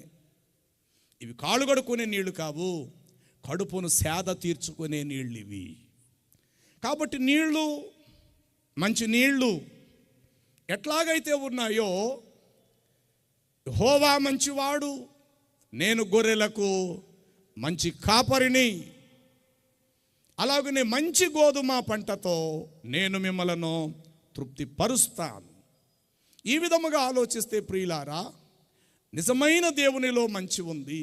ఆ మంచి మన జీవితానికి సన్మార్గములో నడిపిస్తుంది. ఈరోజు అనేక మంది యేసు ప్రభు వారి వద్దకు వస్తున్నారంటే ఏదో స్వలాభాన్ని అపేక్షించి కాదుగాక, వాస్తవమును గుర్తించి ఎస్, నిన్నటి వరకు నేనేంటి, నా జీవితం ఎట్లా ప్రయాణం చేసింది, ఇదిగో ఈరోజు యేసు ప్రభు దగ్గర ఈ గొప్ప స్థానము నాకు దొరికింది. అనేకమైనటువంటి వ్యసనముల నుండి, అనేకమైన బానిసత్వపు కట్లలో నుండి, బంధకాలలో నుండి వాడు విడుదల పొందుతూ ఉన్నాడు. కాబట్టి ఇది మతము కాదు, సన్మార్గము. దేవునికి స్తోత్రం. నెంబర్ 1, యెహోవాయే నిజమైన దేవుడు, ఆయనే జీవము గల దేవుడు. 1, ప్రభువులోకి వస్తే నీకు దొరికే ప్రయోజనాలు ఒక్కొక్కటి నీ చెప్తున్నా. నెంబర్ 1, నిజమైన దేవుడు నీకు దొరుకుతాడు ఇక్కడ. నిజమైన దేవుడు ఆల్రెడీ దొరికేశాడు నీకు ఇక్కడ. ఆ దేవుని బట్టి నువ్వు జీవించే బ్రతికే కొద్ది కాలమైనా, అది శ్రమైనా, బాధ అయినా, కష్టమైన ఓర్చుకో, సహించు, ముందడుగు వేయి, ప్రభువుని బట్టి అతిశయించు, ఆనందించు. ఆ నిజం అనేది నీకు దొరికింది కాబట్టి ముందుకు నువ్వు సాగిపోవు. నెంబర్ 1, ప్రభు దగ్గరికి వస్తే నీకు దొరికేది నిజానికి నిజమైన దేవుడు నీకు దొరికాడు. 1. 2 యోహాను సువార్త తొలి అధ్యాయము 9వ వచనాన్ని మీరు చదివితే ఇలా వ్రాయబడి ఉంటుంది, నిజమైన వెలుగు ఉండెను, అది లోకములోనికి వచ్చుచు ప్రతి మనుషుని వెలిగించును అని వ్రాయబడి ఉంటుంది. యోహాను సువార్త తొలి అధ్యాయము 9వ వచన భాగము. నిజమైన అంటే అబద్ధపు వెలుగు ఉంటుందా? ఎస్, ఉంది. అబద్ధపు వెలుగు కొంత ప్రయోజనం, నిజమైన వెలుగు శాశ్వత ప్రయోజనం. ఎగ్జాంపుల్, ఇప్పుడు మీరు వెలుతురులో కూర్చున్నారు, ఇక్కడ నా వైపు చూడాలి. ఇప్పుడు మీరు వెలుతురులో కూర్చున్నారు, ఇది నిజానికి నిజమైన వెలుగు కాదు, ఇది కృత్రిమం, తయారు చేయబడిన విద్యుత్ సదుపాయం. ఎక్కడో ట్రాన్స్ఫార్మర్ పేలిపోయింది అనుకోండి ఉదాహరణకు, మొత్తం చీకటైపోతుంది. లేదు వైర్లు కట్ అయిపోయింది అనుకోండి, లైట్లు ఆగిపోతాయి. లేదు లైట్స్లో ఉండే ఫిల్మెంట్లు రాలిపోయినాయి అనుకోండి, లైట్లు ఆగిపోతాయి, ఈ వెలుతు ఆగిపోతాయి. అంటే ట్రాన్స్ఫార్మర్ పేలిపోయినా, వైర్లు కట్ అయిపోయినా, మరొకటైనా ఇది మనుషుని హస్తకృత్యముల చేత తయారు చేయబడినవి. ఇది నిజానికి వెలుతురులాగా కనబడవచ్చు, భ్రమించవచ్చు, కొన్ని దినాలు ప్రయోజనంలాగా అనిపించవచ్చు, కానీ నిజానికి ఇది నిజానికి వెలుతురు కాదు, మనుషుల చేత తయారు చేయబడిన వెలుతురు ఇది. ఈ మాట కూడా యోబు గ్రంథములో 28వ అధ్యాయంలో రాయబడి ఉంటుంది. మనుషులు చీకటికి అంధకారమునకు దానిని అడ్డుకట్టి వేసి వారు చీకటిలో వెలుగు పుట్టిస్తారు. 28వ అధ్యాయములో అంటాడు, వెండికి గనిగలదు, పుటము వేయు సువర్ణమునకు స్థలము కలదు అనంటూ అక్కడ వ్రాయబడి తిన్నవచ్చున్నాము. అది కాదు, చీకటికి 3వ వచనము, మనుషులు చీకటికి అంతము కలుగ చేయుదురు. చాలంతే. అంటే ఇప్పుడు ఆల్రెడీ మీరు బయటికి వెళ్ళండి, చీకటే, సూర్యుడు లేడు, చంద్రుడు లేడు, నక్షత్రాలు లేవు అనుకుందాం, చీకటే. మరి చీకట్లో మనకి ఎట్లా వెలుతురు వచ్చింది? మనిషి జ్ఞానమును బట్టి. అందుకే మొదట చెప్పాను, 3 రకాల దేవుళ్ళు. మనుషులు సొంతంగా తయారు చేసుకునేవారు కూడా కలరు. అందులో ఇది మనుషుడు చేసింది. రేపు ఉదయము 6 గంటలకు నువ్వు రోడ్డు మీదకి రా, వెలుతురు నీకు కనబడుతుంది. దానికి ఏ ఫిల్మెంట్స్ లేవు, ఏ విద్యుత్ సదుపాయం లేదు. అది సూర్యుని యొక్క తేజస్. కానీ అది కూడా కొంతకాలం సూర్యుడు చీకటిగా మారిపోవును. కానీ ఒక వెలుగుంది అనంత విశ్వములో. నీ సూర్యుడు ఎప్పటికీ అంతరించిపోడు, నీ చంద్రుడు క్షీణించిపోడు. యెహోవాయే నీకు నిత్యమైన వెలుగై ఉండును. ఆ వెలుగు అనంత విశ్వములో నిజమైనది, ఆ వెలుగు నిజమైనది. మరి ఈ వెలుగు తాత్కాలికం. సబ్ అయిపోతే ఇక్కడ మళ్ళీ చీకటే. జనరేటర్ వీలైతే ఆపేస్తారు, లేక విద్యుత్ సదుపాయం ఆపేస్తారు, మొత్తం డార్క్, గాఢంధకారం, చీకటి అయిపోద్ది. ఇక్కడ ఇంకొక 2 గంటలు పోయిన తర్వాత, ఇక్కడ 1 గంట పోయిన తర్వాత మీరు చూస్తే ఇక్కడ ఎవ్వరు ఉండరు, కంప్లీట్ డార్క్, చీకటే. మరలా ఉదయం అయ్యేసరికి ఇక్కడ బోల్డ్ మంది ఇక్కడ పిల్లలు రావచ్చు, ఆడుకోవచ్చు, అటు ఇటు వాకింగ్ చేయొచ్చు పగటి వేళ. అది నువ్వు నేను కనిపెట్టింది కాదు, నువ్వు నేను తయారు చేసుకునేటువంటి వెలుతురు కాదు, సూర్య తేజస్సు. అలాంటి సూర్య తేజస్సు కూడా ఒకరోజు సూర్యుడు చీకటిగా, చంద్రుడు రక్తవర్ణముగా మారిపోతాడు. కానీ నిజమైన వెలుగు ఎప్పటికీ అంతరించిపోదు. ఆయనే నిజమైన వెలుగై ఉండెను. ఇదిగో నిజమైన వెలుగు ఉండెను, అది లోకములోనికి వచ్చి ప్రతి మనుషుణ్ణి వెలిగించును. ఆ వాక్యమే శరీరధారి కృపా సత్య సంపూర్ణుడిగా మన మధ్యకు వచ్చాను. 3వ వచనంలో అంటాడు, నిజమైన వెలుగు ఉండెను. చూడండి 3వ వచనం, యోహాను సువార్త తొలి అధ్యాయము. ఆ మనుషుడు ఇట్లా సాక్ష్యం ఇచ్చాను. 1వ అధ్యాయం 3వ వచనము, ఆయన లేకుండా కలుగలేదు, ఆయనలో జీవం ఉండెను, ఆ జీవము మనుషులకు వెలుగై ఉండెను. ఆ వెలుగు చీకటిలో, అంధకారములో ప్రకాశించుచున్నదే, కానీ చీకటికి గుడ్డితనము చేత, చీకటి యొక్క గుడ్డితనము చేత చీకటి ఆ యొక్క వెలుగును గ్రహింపక ఉండెను. అందుకే నాడు వెలుగు మీద తిరుగుబాటు చేసేవారు ఉన్నారు. 24 యోబు గ్రంథం 13వ వచనాన్ని మీరు చదివితే ఇట్లా వ్రాయబడి ఉంటుంది. యోబు గ్రంథము 20, వెలుగు మీద, వెలుగు మీద తిరుగుబాటు చేయువారు కలరు, వీరు దాని త్రోవలను గుర్తుపట్టరు. దాని త్రోవలలో వెలుగు యొక్క త్రోవల్లో నిలవాలన్నా సరే వారు నిలవటానికి ఇష్టపడరు. తెల్లవారినప్పుడు నరహంతకుడు లేచును, వాడు దరిద్రులను లేమిగల వారిని చంపును. రాత్రి యందు వాడు దొంగతనం అంటే చీకటి, గాఢంధకారం, మనుషుల ముఖాలు మనుషులు కనబడవు, చీకటిలో వాడు దొంగతనము చేయును. కంటిన్యూ.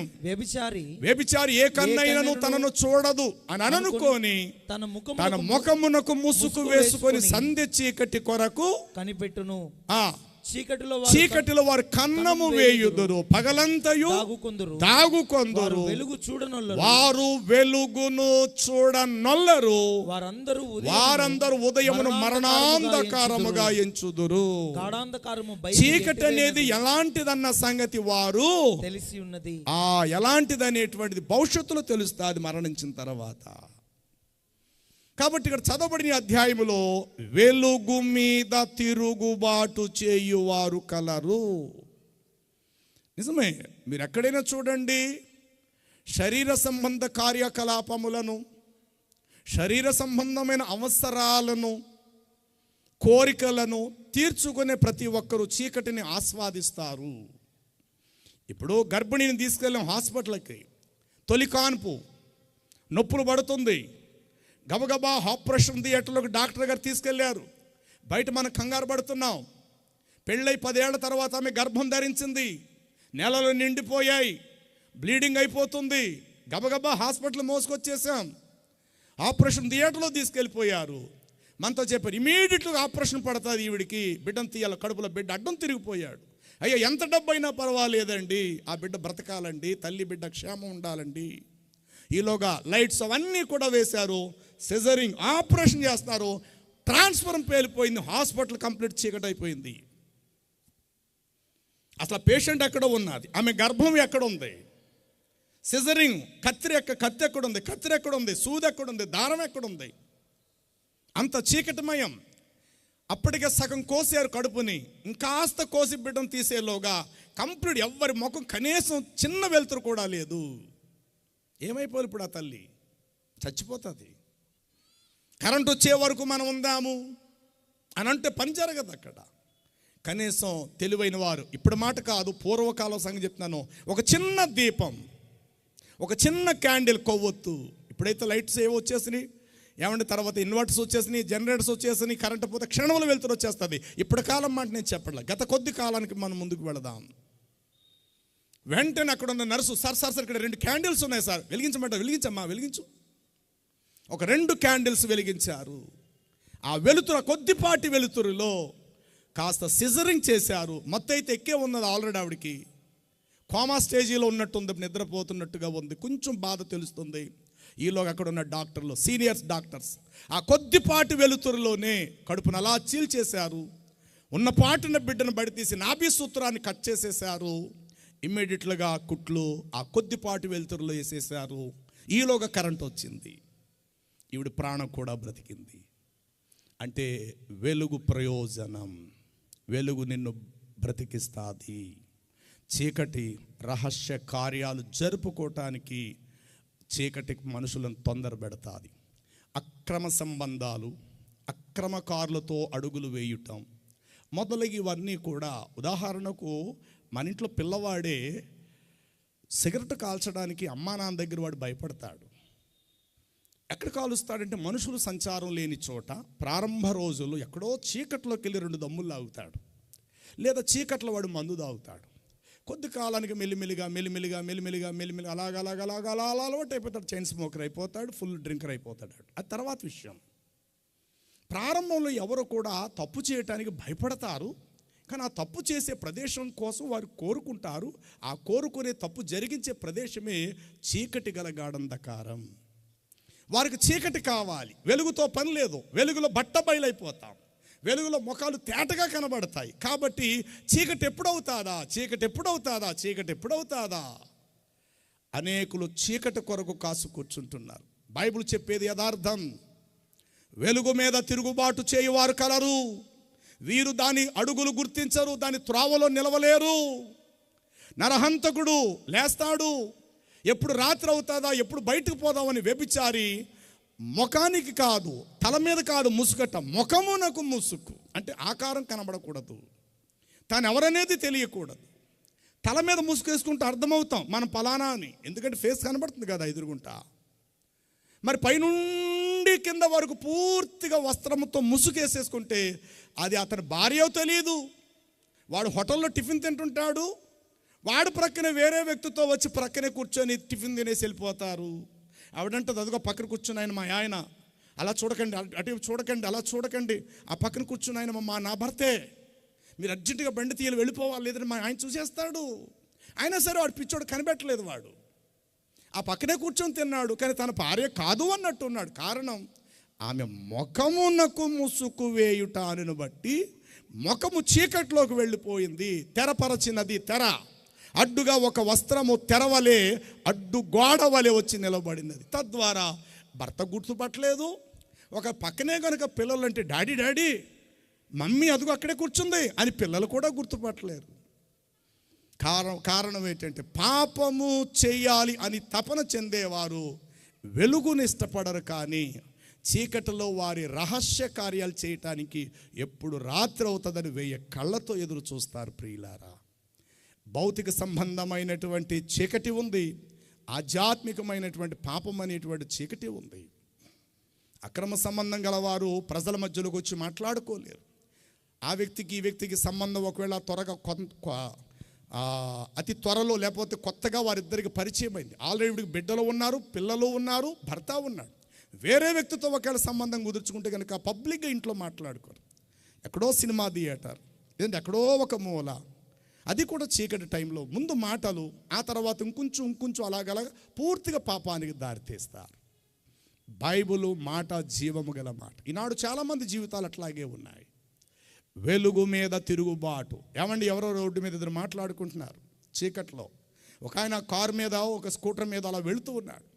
వెంటనే ఆవిడ తన ముఖాన్ని పక్క తిప్పేసుకుంటుంది. కారణం, ఆ వెలుతురు ఎక్కడ నా ముఖం మీద పడితే నేను ఫలానా అని చెప్పి ఆ వాహనం మీద వస్తున్న వాడికి తెలిసిపోతుంది, బాబోయ్ నేను ఫలానా వ్యక్తితో మాట్లాడుతున్నా తెలిసిపోతుంది బాబోయ్ అని చెప్పి ఆ స్కూటర్ శబ్దం దూరంగా వింటుండగా ఇంకా వెలుగు పూర్తిగా రాకుండానే ఏ చెట్లు పొదల్లోకో ఈవిడలా వెళ్ళిపోద్ది, వాడలా వెళ్ళిపోతారు. వీరిద్దరి మధ్య నుండి ఆ వాహనం, వెలుతురు గల వాహనం అలా దాటుకుంటూ వెళ్ళిపోతుంది. మళ్ళీ చీకటి ఆవరిస్తుంది. మరలా ఈ పొదల్లోంచి వీడొస్తాడు, ఆ పొదల్లోంచి ఆవిడొచ్చి మరేంటి రేపు కలుసుకుందాం, వెళదాం, మరి ఉంటానే, రేపు సాయంత్రం కల్లా ఈ టైంకి మన ఇక్కడే కలుసుకుందాం, సరే వెళ్ళు అని చెప్పి వాడు అలా అయిపోతాడు, ఈవిడ అలా వెళ్ళిపోతుంది. వ్యభిచారి ఏ కన్నైనను తనను చూడదనని అనుకొని రాత్రి కొరకు ఆమె చీకటి కొరకు కనిపెట్టును. ఈనాడు చాలామంది అజ్ఞానములో, గాఢంధకారం అనేటువంటి చీకట్లో ఉండి నిజమైనటువంటి వెలుగనబడినటువంటి క్రీస్తు మీద, సువార్త మీద తిరుగుబాటు చేయవారు అనేకులు కలరు. క్రీస్తు అనేటువంటి సువార్త అనేటువంటి వెలుగు ఈనాడు అనేకులకు వెర్రితనంగా భావిస్తూ ఉన్నారు. ప్రియులారా, వెలుగు మీద తిరుగుబాటు చేయువారు కలరు. వీరు ఆ యొక్క వెలుగు యొక్క త్రోవలను గుర్తించట్లా. ఆ వెలుగు ఈ లోకానికి వచ్చి ఏం చెప్పారో తెలుసా? ఇదిగో నేను లోకమునకు వెలుగై ఉన్నాను, నన్ను వెంబడించువాడు చీకటిలో నడవక జీవపు వెలుగై ఉండునని మీతో నిశ్చయముగా చెప్పుచున్నాను. కాబట్టి నెంబర్ 1, నిజము బ్రతికించును, నిజము నిన్ను జీవింపచేయును. నువ్వు ఎక్కడైనా ఉండు, ఏ దేశంలో ఉండు, ఏ భాష మాట్లాడు, నిజం ఎప్పటికీ నిలిచే ఉంటుంది. అబద్ధము నిజంలా చలామణి అయినా ఎక్కడో చోట పడిపోతుంది అబద్ధం, కానీ నిజం ఎప్పుడు కూడా నిటారుగా నిలిచే ఉంటుంది. కాబట్టి నెంబర్ 1, దేవుడు నిజం, దేవుని వాక్యము కూడా నిజం అనగైన మాట. నీ వాక్యము నా పాదములకు దీపమును, నా త్రోవకు వెలుగునై ఉన్నది. కాబట్టి రెండవది, దేవుడు నిజమై ఉన్నాడు. ఆ నిజమైన దేవుడు ఈ అనంత విశ్వానికి వెలుగై ఉన్నాడు. ఆ వెలుగైన దేవుడు గాఢాంధకారము కలిగిన నీ హృదయాంతరంగములో ప్రకాశించగలిగితే గనుక నీలో ఉన్న చీకటంతా కూడా పారద్రోలబడతాది. నీ బ్రతుకు వెలుగుమయముగా మార్చబడతాది. నీ స్థితి మొదట కొంచెముగా ఉండినను తుదను నీవు మహా అభివృద్ధి నీవు పొందుతావు. నువ్వు నిరుపేదవు కావచ్చు, నువ్వు అనుకున్నంత ఆ సహాయం నీకు దొరకకపోవచ్చు గాక, ఒకటి మాత్రం నిజం, నిజమైన దేవుడిని చేతి నీడలో ఉన్నావు, రెండవది, నిజమైన దేవుని యొక్క వెలుగు త్రోవల్లో నువ్వు నడుస్తున్నావు కాబట్టి ఓ ఇశ్రాయేలు, నీ భాగ్యం ఎంత గొప్పది. కాబట్టి రాత్రి వేళ మీరు భాగ్యవంతులు. సరైన సదుపాయం మీకు లేకపోయినా, మీరు ఆశించింది మీ చేతికి దొరకకపోయినా, మీ కడుపును పుట్టిన పిల్లలే మిమ్మల్ని దూరం పెట్టినా, ఎవరినో నమ్మి ఆస్తి ఆర్తకర్పూర బూడిదిగా మారిపోయినా, నువ్వు భాగ్యవంతుడు, నువ్వు భాగ్యవంతురాలు. కారణం ఏంటంటే నిజమైన దేవుడు చేపట్టుకున్నావు. ఆ నిజమైన దేవుని యొక్క వెలుగులో నీ జీవితాన్ని పయనింప చేస్తున్నావు కాబట్టి నీ భాగ్యం గొప్పది. మూడో మాట నేను తెలియపరుస్తున్నాను.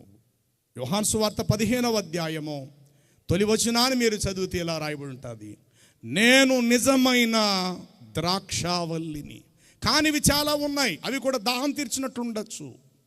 ఎందుకు నేను పదే పదే ఈ నిజం నిజం నిజం నిజం అని ఎందుకు నేను మాట్లాడుతున్నానంటే, ఎస్, దావీదు అదే చెప్పాడు, నిజముగా నేను నీ దాసుడను, నీ దాసుడను, నీ దాసురాలు కుమారుడను ప్రభువా. ఆ నిజమనే మాట చాలా విలువైంది ప్రియులారా. కొన్ని సందర్భాల్లో నువ్వు నిజాన్ని పక్కన పెడతావు, అబద్ధమే కావాలో నువ్వు అనుకోవచ్చు, కానీ అబద్ధం ఆ క్షణంలో నేను బ్రతికించినట్లు కనబడవచ్చేమో, కానీ ఎప్పుడో రోజు అబద్ధం నేను చంపేస్తుంది. నిజము మాత్రం నిర్భయముగా ఉంటుంది. నిజం ఎప్పటికి కూడా నిన్ను బ్రతికిస్తుంది, ఇహపరలోకాల్లో కూడా నిన్ను జీవింపచేస్తుంది. నీ గడియ చివరి తుది శ్వాస విడుచు వరకు కూడా ఎంత లేమిలో ఉన్నప్పటికీ కూడా నిజము నిన్ను ఆదరిస్తుంది, నిన్ను బలపరుస్తుంది. మరణించిన మరుక్షణము నిత్య మహిమతో కూడిన వెలుగుమయంలోకి నువ్వు ప్రవేశపెట్టబడతావు. ఇది వాస్తవం. కాబట్టి బ్రతికి కొద్ది కాలం కోసం విచారించబాకండి. నా పిల్లలు నన్ను చూడట్లేదు, నేను నమ్మిన వాళ్ళు నన్ను మోసగించారు, నేను ఇలా ఉండాలనుకున్నాను, ఎందుకో నా పరిస్థితి ఎలా దిగజారిపోయింది అని నీలో నీవు కృషించిపోయి కృంగిపోయి రావాల్సిన చావు కంటే ముందుగా నిన్ను నువ్వు చంపుకునే ప్రయత్నం చేయవాక. ఒకటి మాత్రం నిజం, నువ్వు నిజమైన దేవుని నీడలోకి వచ్చావు. మోయాబు దేశము నుండి వచ్చిన రూతును గూర్చి బోయాజు ఇట్లా అంటాడు, నా కుమారి, ఇజ్రాయేలు దేవుడని యెహోవా రెక్కల నీడన సురక్షితముగా ఉండునట్లుగా నీవు వచ్చితివి. నీ క్రియలకు తగిన బహుమానము ఫలము ఆయన నీకు దయచేస్తాడు. ఎవరు నిన్ను చూచినా చూడకపోయినా పట్టించుకున్నా యేసుక్రీస్తు ప్రభువను రక్షకుడు నీకు నిజమైన వెలుగుగా ఉండి నీ జీవిత తుది శ్వాస విడిచే వరకు నిన్ను నడిపించువాడు. రెండో, నీ దప్పిక వేళలో, నీవు దప్పిగొన్న వేళలో నిజమైన ద్రాక్షారసముగా ఉండి, నిజమైన పానీయముగా ఉండి, నిజమైన ఆహారముగా ఉండి నిన్ను జీవింపచేయవాడు. యోహాను సువార్త 6వ అధ్యాయంలో మాట చెప్తాడు, నేను నిజమైన ఆహారం, ఇది పరలోకము నుండి దిగి వచ్చిన జీవాహారమును నేనే నిజమైన పానమునయ్యున్నాను. చూడండి 6వ అధ్యాయము 55 వచనం అనుకుంటా. నా శరీరము అంటే ఆహారము కానిది చాలా ఉన్నాయి ఈ లోకంలో. నిజమే, ఉదయం తింటాము, మరలా మరుసటి రోజుకి ఆకలేస్తుంది. రాత్రి తింటున్నా ఉదయానికి ఏమైపోతుంది, అయిపోతుంది, మరలా ఆకలి స్టార్ట్ అవుతుంది. కారణం, నిజానికి చెప్పాలంటే బ్రతికే కొద్ది కాలానికి ఈ పొడమ మీద జీవించటానికి తాత్కాలికమైన ఆహారం మాత్రమే తింటున్నాం. కానీ నిజమైన ఆహారం ఉంది, అది తినువాడు ఎన్నడూ ఆకలిగొనడు. మీకు అర్థం అవటానికి ఈ మాట చెప్తా వినండి. ఈ రాత్రి మిమ్మల్ని అడిగా, అమ్మ మీ ఇంట్లో ఏం కూర ఇవ్వాలా అని. మీరు ఏదో చెప్పారు. రేపు నేను మీకు ఎదురొచ్చాను, అమ్మ ఇవాళ ఏం కూరరా అని చెప్పాను, మీరేదో చెప్తారు. మరుసటి రోజు కూడా మిమ్మల్ని అడిగాను, ఇవాళ ఏంట్రా తల్లి అంటే మీరేదో చెప్పారు. అంటే రోజువారీగా నీకు ఆకలేయటం ఖాయము, నువ్వు తినటం ఖాయము, బహిర్భూమికి నువ్వు పోవటం ఖాయం, మరలా ఆకలేయటం ఖాయం, మరలా నువ్వు తినటం ఖాయం కదా. ఈ బ్రతికే కొద్ది కాలానికి ఏదో కూరగాయలో మాంసాహారమో ఏదో మన కడుపుకు తింటున్నాం, మనుగడ సాగిస్తున్నాం, రోజులు దొర్లుతున్నాయి. ఒకరోజు మనకు మరణదినం వస్తుంది, మనం చచ్చిపోతున్నాం, అప్పుడు ఎలాగా మనం తినలేం కదా. మరి నిరంతరము జీవించాలనంటే నిరంతరము మనం బ్రతికి ఉండాలి. చూడండి, కీర్తనల గ్రంథం 47వ అధ్యాయం 7వ వచనం అనుకుంటా, ఎవడును ఏ విధము చేతనైనను తన సహోదరుడును విమోచింపలేడు, వాడు కుళ్ళు చూడక.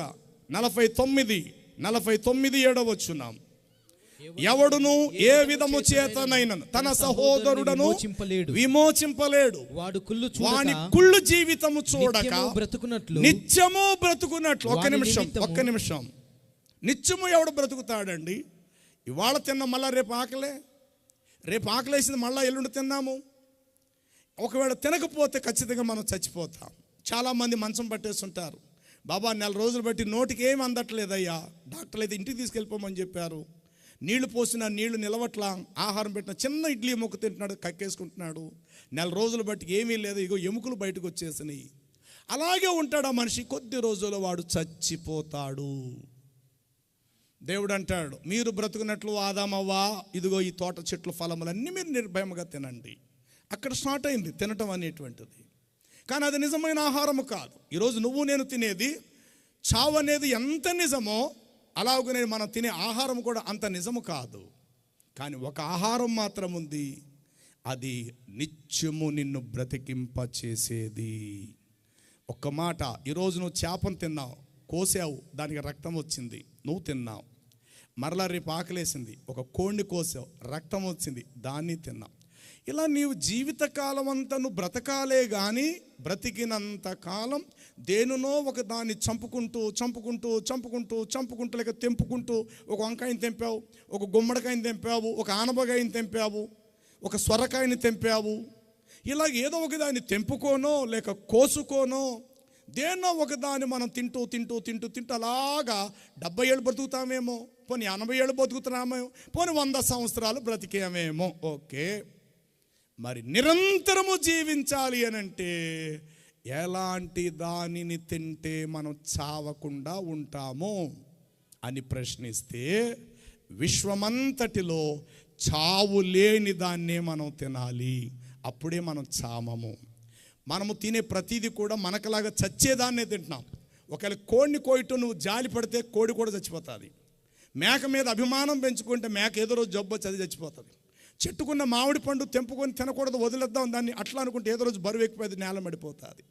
అంటే సృష్టిలో ప్రతిదానికి కూడా చావు అనేది ఉంది. మనము చస్తాము కాబట్టి చావు గల వాటినే మనం తింటున్నాము.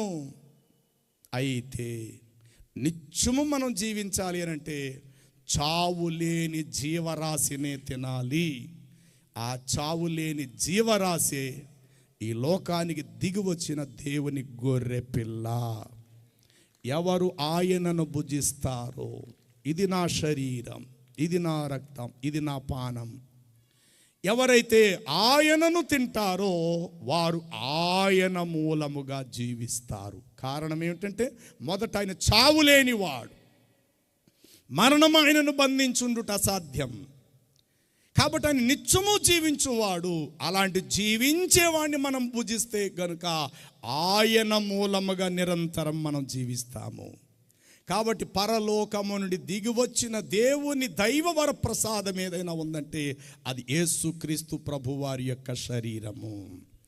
పరలోకము నుండి ఆ శరీరం, ఆ వాక్యమే శరీరధారి అయి కృపా సత్య సంపూర్ణుడిగా మన మధ్యకు వచ్చును. యెషయా గ్రంథం 30:12 దేవుడైన యెహోవా ఇజ్రాయేల్ ప్రజలతో ప్రవక్త యెషయా ద్వారా మాట చెప్తాడు. ఇజ్రాయేలు పరిశుద్ధ దేవుడును సైన్యములకు అధిపతి యెహోవా ఇలాగూ సెలవిచ్చుచున్నాడు, ఈ ప్రజలు మీరు ఈ వాక్యము వద్దని చెప్పి ఆ వాక్యాన్ని మీరు త్రోసివేసేసి బలాత్కారమును, నెంబర్ 1 బలాత్కారమును, కృత్రిమమును, నెంబర్ 2 కృత్రిమం అనగా, కృత్రిమం అనగా కల్పితము, ఆర్టిఫిషియల్, తయారు చేయబడిన అని అర్థం.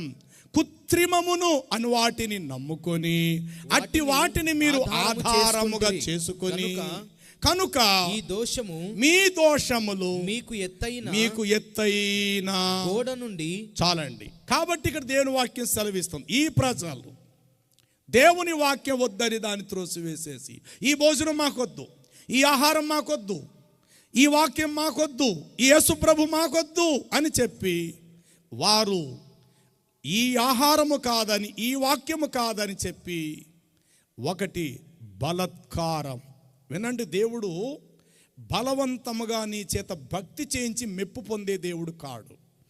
రా ముందు అర్జెంట్ కాళ్ళు కడగాలి అర్జెంటుగా అన్నట్టు నేను తొందర చేసేవాడు కాడు. రా, అర్జెంటుగా రావాలా వచ్చి అర్జెంటుగా నా కాళ్ళు పట్టుకో అని నేను బలవంతం చేసేవాడు కాడు. దేవుడు నన్ను స్వతంత్రుడిగా చేశాడు.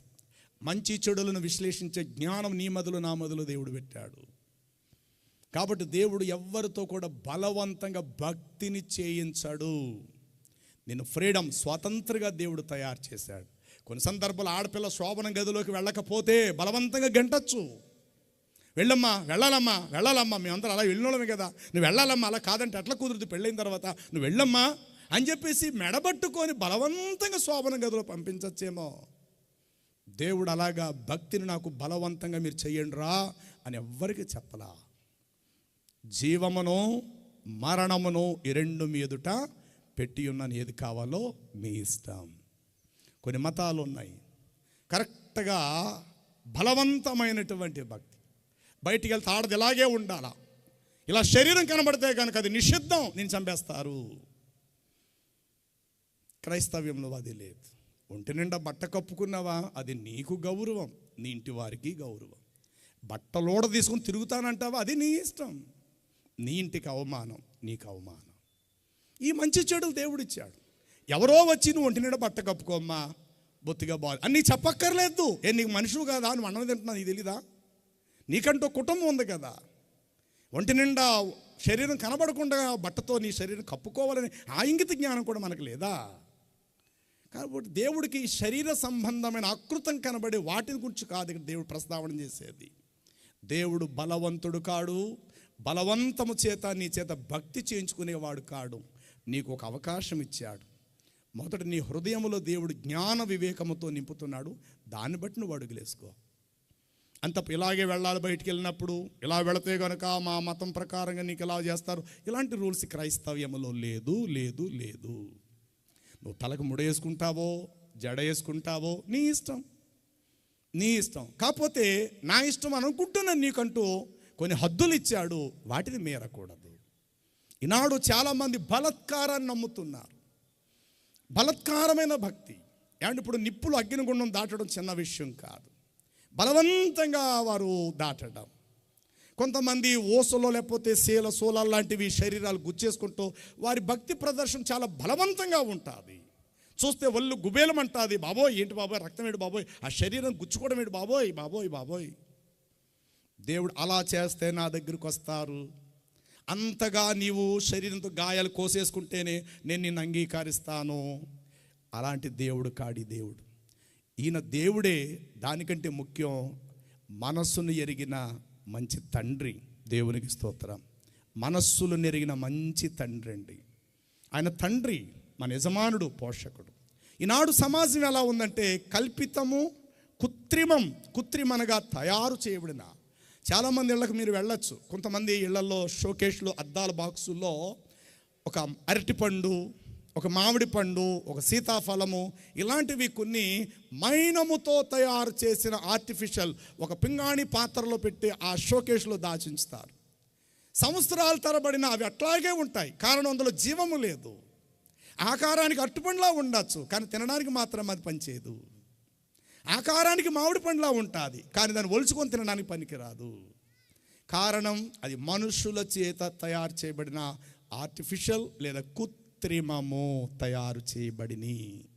కాబట్టి దేవుని వాక్యం సెలవిస్తున్నది నిజమైన ఆహారం.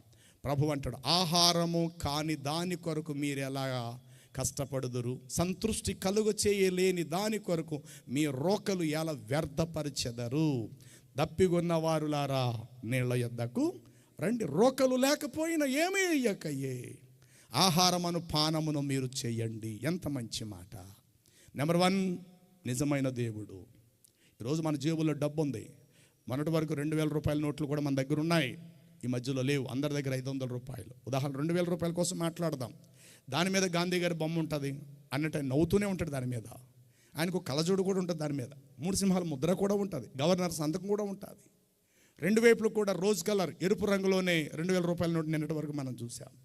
ఒకవేళ నిజమైన డబ్బు ఉంటుండగానే ఎవడో నేను కూడా ఇలాంటి దాన్ని తయారు చేయాలని చెప్పి ఒకవేళ గవర్నమెంట్ రిజర్వ్ బ్యాంక్ ద్వారా కాకుండా తనంతటి తాను సొంతంగా తయారు చేస్తే గనుక అచ్చం 2000 రూపాయల నోటు ఎట్లా అయితే ఉందో అలా చేస్తేనే సమాజంలో చెల్లుతుంది.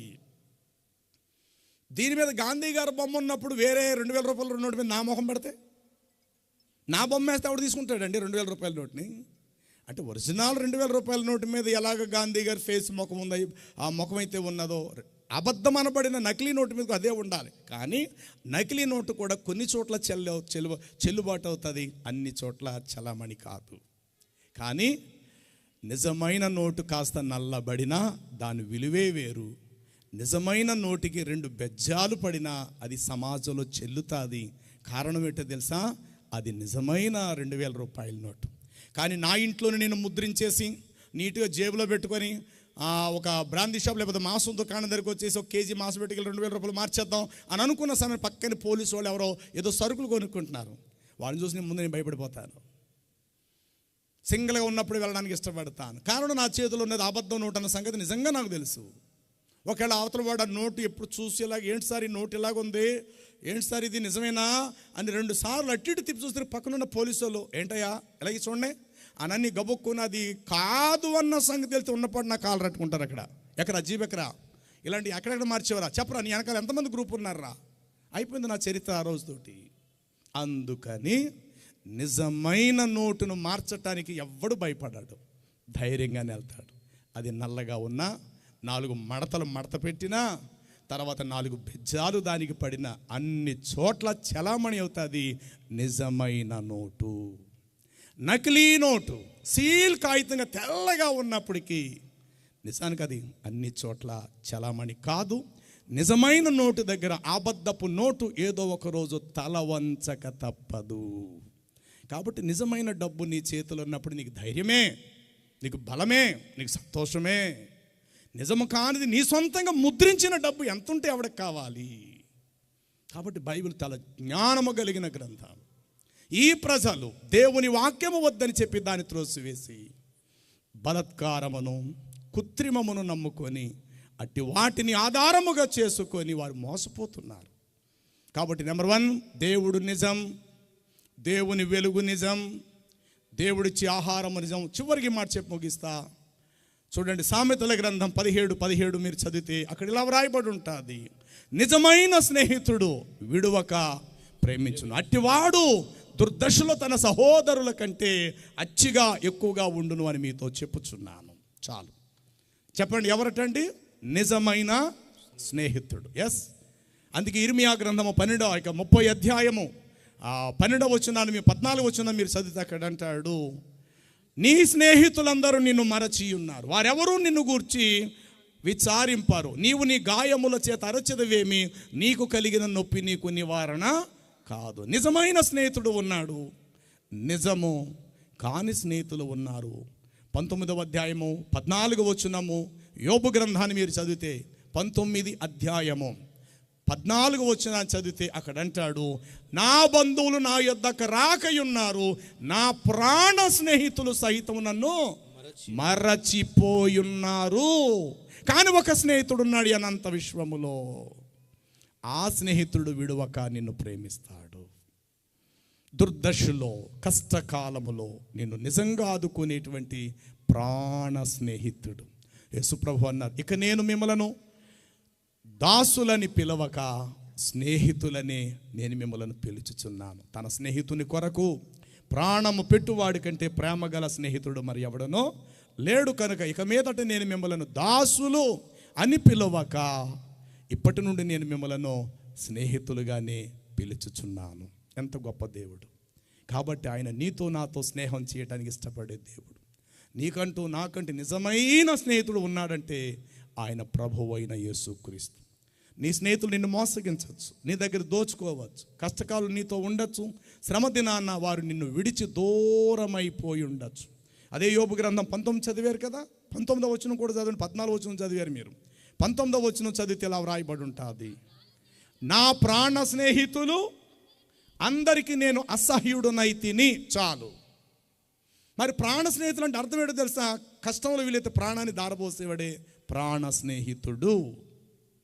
అలాంటి ప్రాణ స్నేహితులు కూడా వీలైతే నిన్ను నన్ను మర్చిపోతారేమో, కానీ ప్రాణము పెట్టిన ప్రాణ స్నేహితుడు ఎప్పటికీ మరువడు. ఆయనే నిజమైన స్నేహితుడు. కాబట్టి కోర్టులో కూడా నేను నిజమే చెప్తానంటాం. ఎస్, నిజము గెలుస్తుంది ఎప్పటికైనా. అబద్ధం కొన్ని చోట్ల గెలిచినట్లుగా కనబడచ్చేమో కానీ ఏదో ఒక రోజు నిజము ముందు అబద్ధము తల వంచక తప్పదు. కాబట్టి ప్రభు నందు ప్రియులారా, ఈ సభల ద్వారా మీరు ఒక నిజాన్ని తెలుసుకోండి అంతే. ఒక సన్మార్గం, ఒక సత్యాన్ని తెలుసుకున్నారు చాలు. నీది నిరుపేద స్థితిలో ఉన్న, ఆర్థిక స్థితిలో ఉన్నప్పుడు కూడా ఒక నిజమైన దేవుడు నువ్వు కలిగి ఉన్నావు. ఇంట్లో నిజమైన బంగారం ఉంటే నీకు ధైర్యమే. ఏ చిన్న కష్టమైన డబ్బులు ఎవరు నీకు ఇవ్వకపోయినా, ఇంట్లో డబ్బులు అయిపోయినా ఆ బంగారం తాకట్టు పెట్టైనా నీ పనులు నువ్వు చేసుకోగలుగుతావు. కానీ నిజము కాని బంగారము గంపెడంతా నీ ఇంట్లో ఉన్నా ఏమి ప్రయోజనం? అదే దృక్పథముతో ఈ రాత్రి ఆలోచన చేయి. యేసు ప్రభువు నిజమైన దేవుడు. ఆయనే నిజమైన మార్గము, సత్యము, జీవమై ఉన్నారు. ఆయనే నిజమైన వెలుగై ఉన్నారు. ఆయనే నిజమైన పానమై ఉన్నారు. ఆయనే నిజమైన ఆహారమై ఉన్నాడు. ఆయనే నిజమైన స్నేహితుడై ఉన్నాడు. కాబట్టి నీకంటూ నాకంటూ ఆ నిజాన్ని చెప్పినవాడు కూడా ఆ యేసు ప్రభు గారే. నాకు ముందుగా ఎంతోమంది దొంగలను దోచుకొని వారు వచ్చిరి అని అంటే ప్రవక్తల కోసం కదా మాట. ఒక వ్యక్తి యేసు ప్రభు దగ్గరికి రాకముందు తన హృదయంలో చాలా ఉండొచ్చు. తన హృదయంలో యేసు ప్రభు వారిని చేర్చుకొనక మునుపు తన హృదయంలో అనేకమైన వాటిని ఆ మనుషుడు చేర్చుకొని ఉండొచ్చు. అవన్నీ కూడా ఒకనొక రోజు ఆ వ్యక్తిని నష్టపరిచేవి.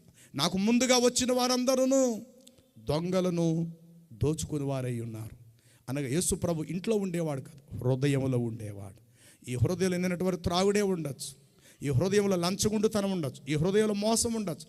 ఇవన్నీ కూడా నిన్ను నన్ను నష్టానికి దారి తీసేవే. ఆయన రాకకు ముందు ఇవన్నీ వచ్చి మన హృదయంలో కూర్చున్నవి. ఏ రోజైతే ఆయన వచ్చి హృదయంలో కూర్చున్నాడో అంతకు ముందున్నవన్నీ బయటకు పారద్రోలబడ్డాయి. ఇదిగో నేను హృదయం అనే తలుపు తట్టుచున్నాను, ఎవడు నా స్వరం విని తలుపు తెరుస్తాడు, నేను లోపలకు ప్రవేశిస్తాను.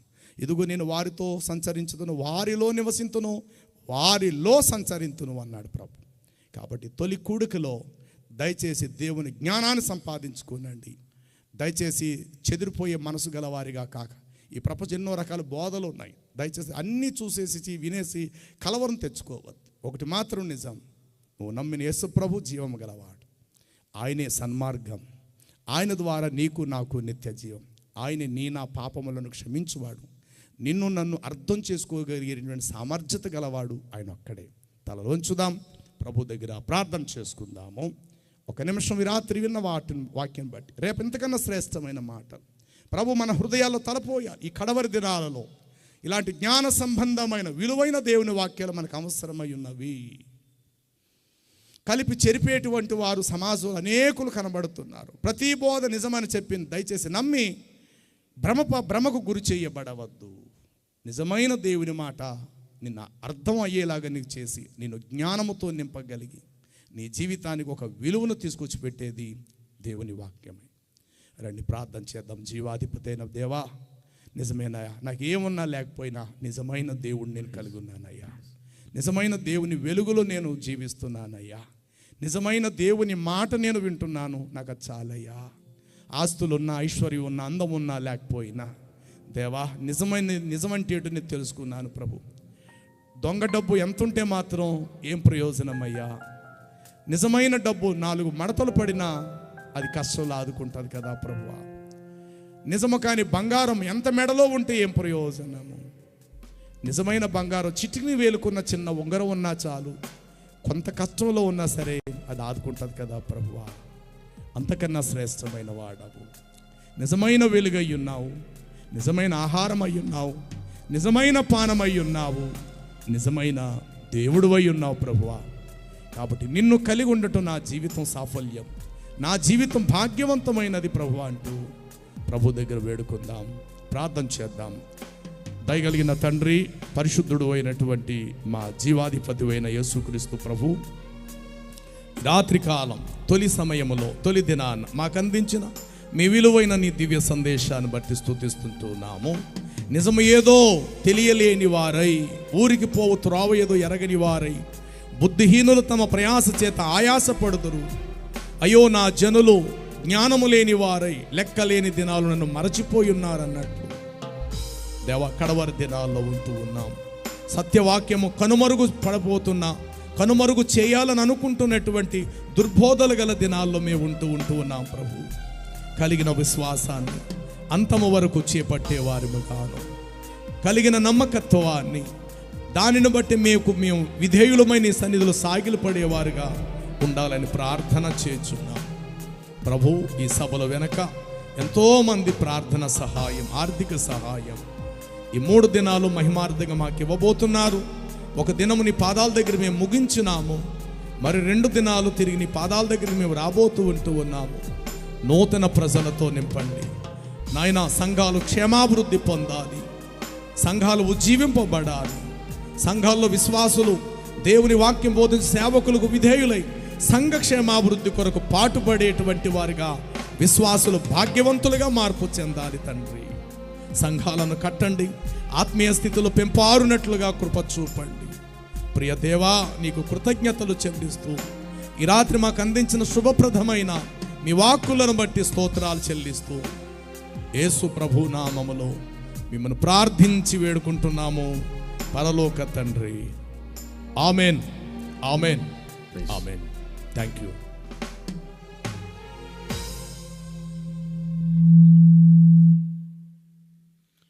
Praise Lord. దేవునికి మహిమ కలుగును గాక. ఇంతవరకు చక్కటి వాక్య సందేశాన్ని మనం విన్నాం. నిజమైన దేవుడు, నిజమైన వెలుగు, నిజమైన స్నేహితుడు, నిజమైన ఆహారం, చక్కటి వాక్య సందేశం విన్నాం. దయచేసి గమనించండి, కొన్ని ప్రకటనలు ఒక 2 నిమిషాల్లో ఒక కార్యక్రమం అంతా ముగించడం జరుగుతుంది.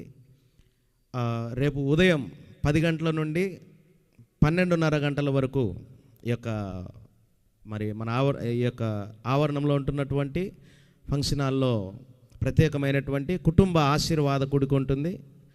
యవనస్తులు, పెద్దలు, అదేవిధంగా మరి దైవ సేవకులు అందరూ కూడా ఆ యొక్క కూడికలో మీరందరూ పాలుపంపులు పొందవలసినదిగా ప్రభుపేట మనవి చేస్తున్నాం. రేపు ఉదయం 10 గంటల నుండి 12:30 గంటల వరకు ప్రత్యేకమైనటువంటి కుటుంబ ఆశీర్వాద సదస్సు ఉంటుంది. దైవ సేవకులు ఆ రోజు మరి రేపటి దినమున ఉదయకాల సమయంలో కూడా మరి వాక్య పరిచయం చేస్తారు. అదేవిధంగా రేపు సాయంత్రం 6 గంటలకు ప్రార్థనతో ప్రారంభించబడుతుంది. కాబట్టి దయచేసి ఈరోజు మీరందరూ వచ్చారు, అనేక మందికి మీరు కూడా తెలియజేసి వారిని కూడా మరి తీసుకొని రావాల్సినదిగా ప్రభుపేట మనవి చేస్తున్నాను. ఇప్పటికే సమయం ఆలస్యమైంది కాబట్టి చివరి ప్రార్థన ఆశీర్వాదంతో ఈ యొక్క మొదటి రోజు సభను ముగించుకుందాం. మన మధ్యలో ఉంటున్నటువంటి సీనియర్ మరి దైవజనులు పాస్టర్ శాంతయ్య గారు చివరి ప్రార్థన చేయవలసినదిగా ప్రభు పేరట మనం చేస్తున్నాం. శాంతయ్య గారు చివరి ప్రార్థన చేస్తారు క్లుప్తంగా. ప్రార్థన చేసుకుందామండి. మహాపరిశుద్ధుడా, జీవం కలిగిన తండ్రి, నమ్మకమైన రాజా, నీ పాదములకు స్తుతులు వందనాలనైనా. ఇంతవరకునైనా ప్రార్థించిన రీతిగా ప్రభువా ఈ మీటింగునైనా ఏర్పాటు చేసి ప్రభువా అనేకులను నడిపించి వారికినైనా వారి కుటుంబాల నిమిత్తం ఆధారకంగా ఉండుటకునైనా తండ్రి దైవజనులనైనా మా మధ్యలోకి నడిపించి అనేక సంగతులు నైనా తండ్రి మేము తెలుసుకునే దానికినైనా ఆ వాక్కులు వినిపించినందుకు నీకు స్తోత్రాలు. మరి కార్యక్రమం అంతట్లోనైనా నీ కాపుదల కింద ఉంచుకుని మహిమ ఘనత ప్రభావాలు పొందుకోమని మా ప్రభు మా రక్షకుడైన యేసుక్రీస్తు నామములో అడిగి వేడుకొనుచున్నాము తండ్రి, ఆమేన్. చివరి ఆశీర్వాదం మన మధ్యలో ఉంటున్నటువంటి మరి పీటరయ్య గారు చివరి ఆశీర్వాదం ఇస్తారు. సృష్టికర్త అయిన దేవుని ప్రేమయు, రక్షణకర్త అయిన యేసుక్రీస్తు కృపయు, ఆదరణకర్త అయిన పరిశుద్ధాత్మికరణ సహవాసము సమాధానం కూడిన మనందరికీ వాక్యమని దాన్ని గ్రహించి వాక్య ప్రకారం జీవించి ప్రతి వాక్యం అందించిన దైవజనులకు సదా తోడైనడుగాక. ఆమేన్. Praise the Lord. అందరికీ వందనాలు. దయచేసి గమనించండి, మరొకసారి జ్ఞాపకం చేస్తున్నాను. రేపు ఉదయం 10 గంటల నుండి 12:30 వరకు ఈ యొక్క ఫంక్షన్ హాల్లో ప్రార్థన ఉంటుంది, కుటుంబ ఆశీర్వాద కూడుకుంటుంది. దయచేసి మీరందరూ హాజరు కావాల్సినదిగా ప్రభుపేట మనవి చేస్తున్నాం. రేపు సాయంత్రం 6 గంటలకు మళ్ళీ ఈ 2వ రోజు సభ మరి జరుగుతుంది కాబట్టి దానికి కూడా సిద్ధపడవలసినదిగా ప్రభు పేరట మనం చేస్తున్నాం. రేపటి దినమున మా యొక్క బైబిల్ నుండి కొన్ని ప్రశ్నలు అడగడం జరుగుతుంది. అది రేపటి దినమున 2వ రోజు ఆ యొక్క కార్యక్రమం ఉంటుంది. దయచేసి గమనించండి ప్రియమైనటువంటి వాళ్ళారా, రేపటి దినమునకు మీరు అందరూ కూడా సిద్ధపడి రావాల్సినదిగా ప్రభు పేరట మనవి చేస్తున్నాను. Praise Lord. అందరం సెలవు తీసుకుందాం. అందరికీ వందనాలు. Praise lord.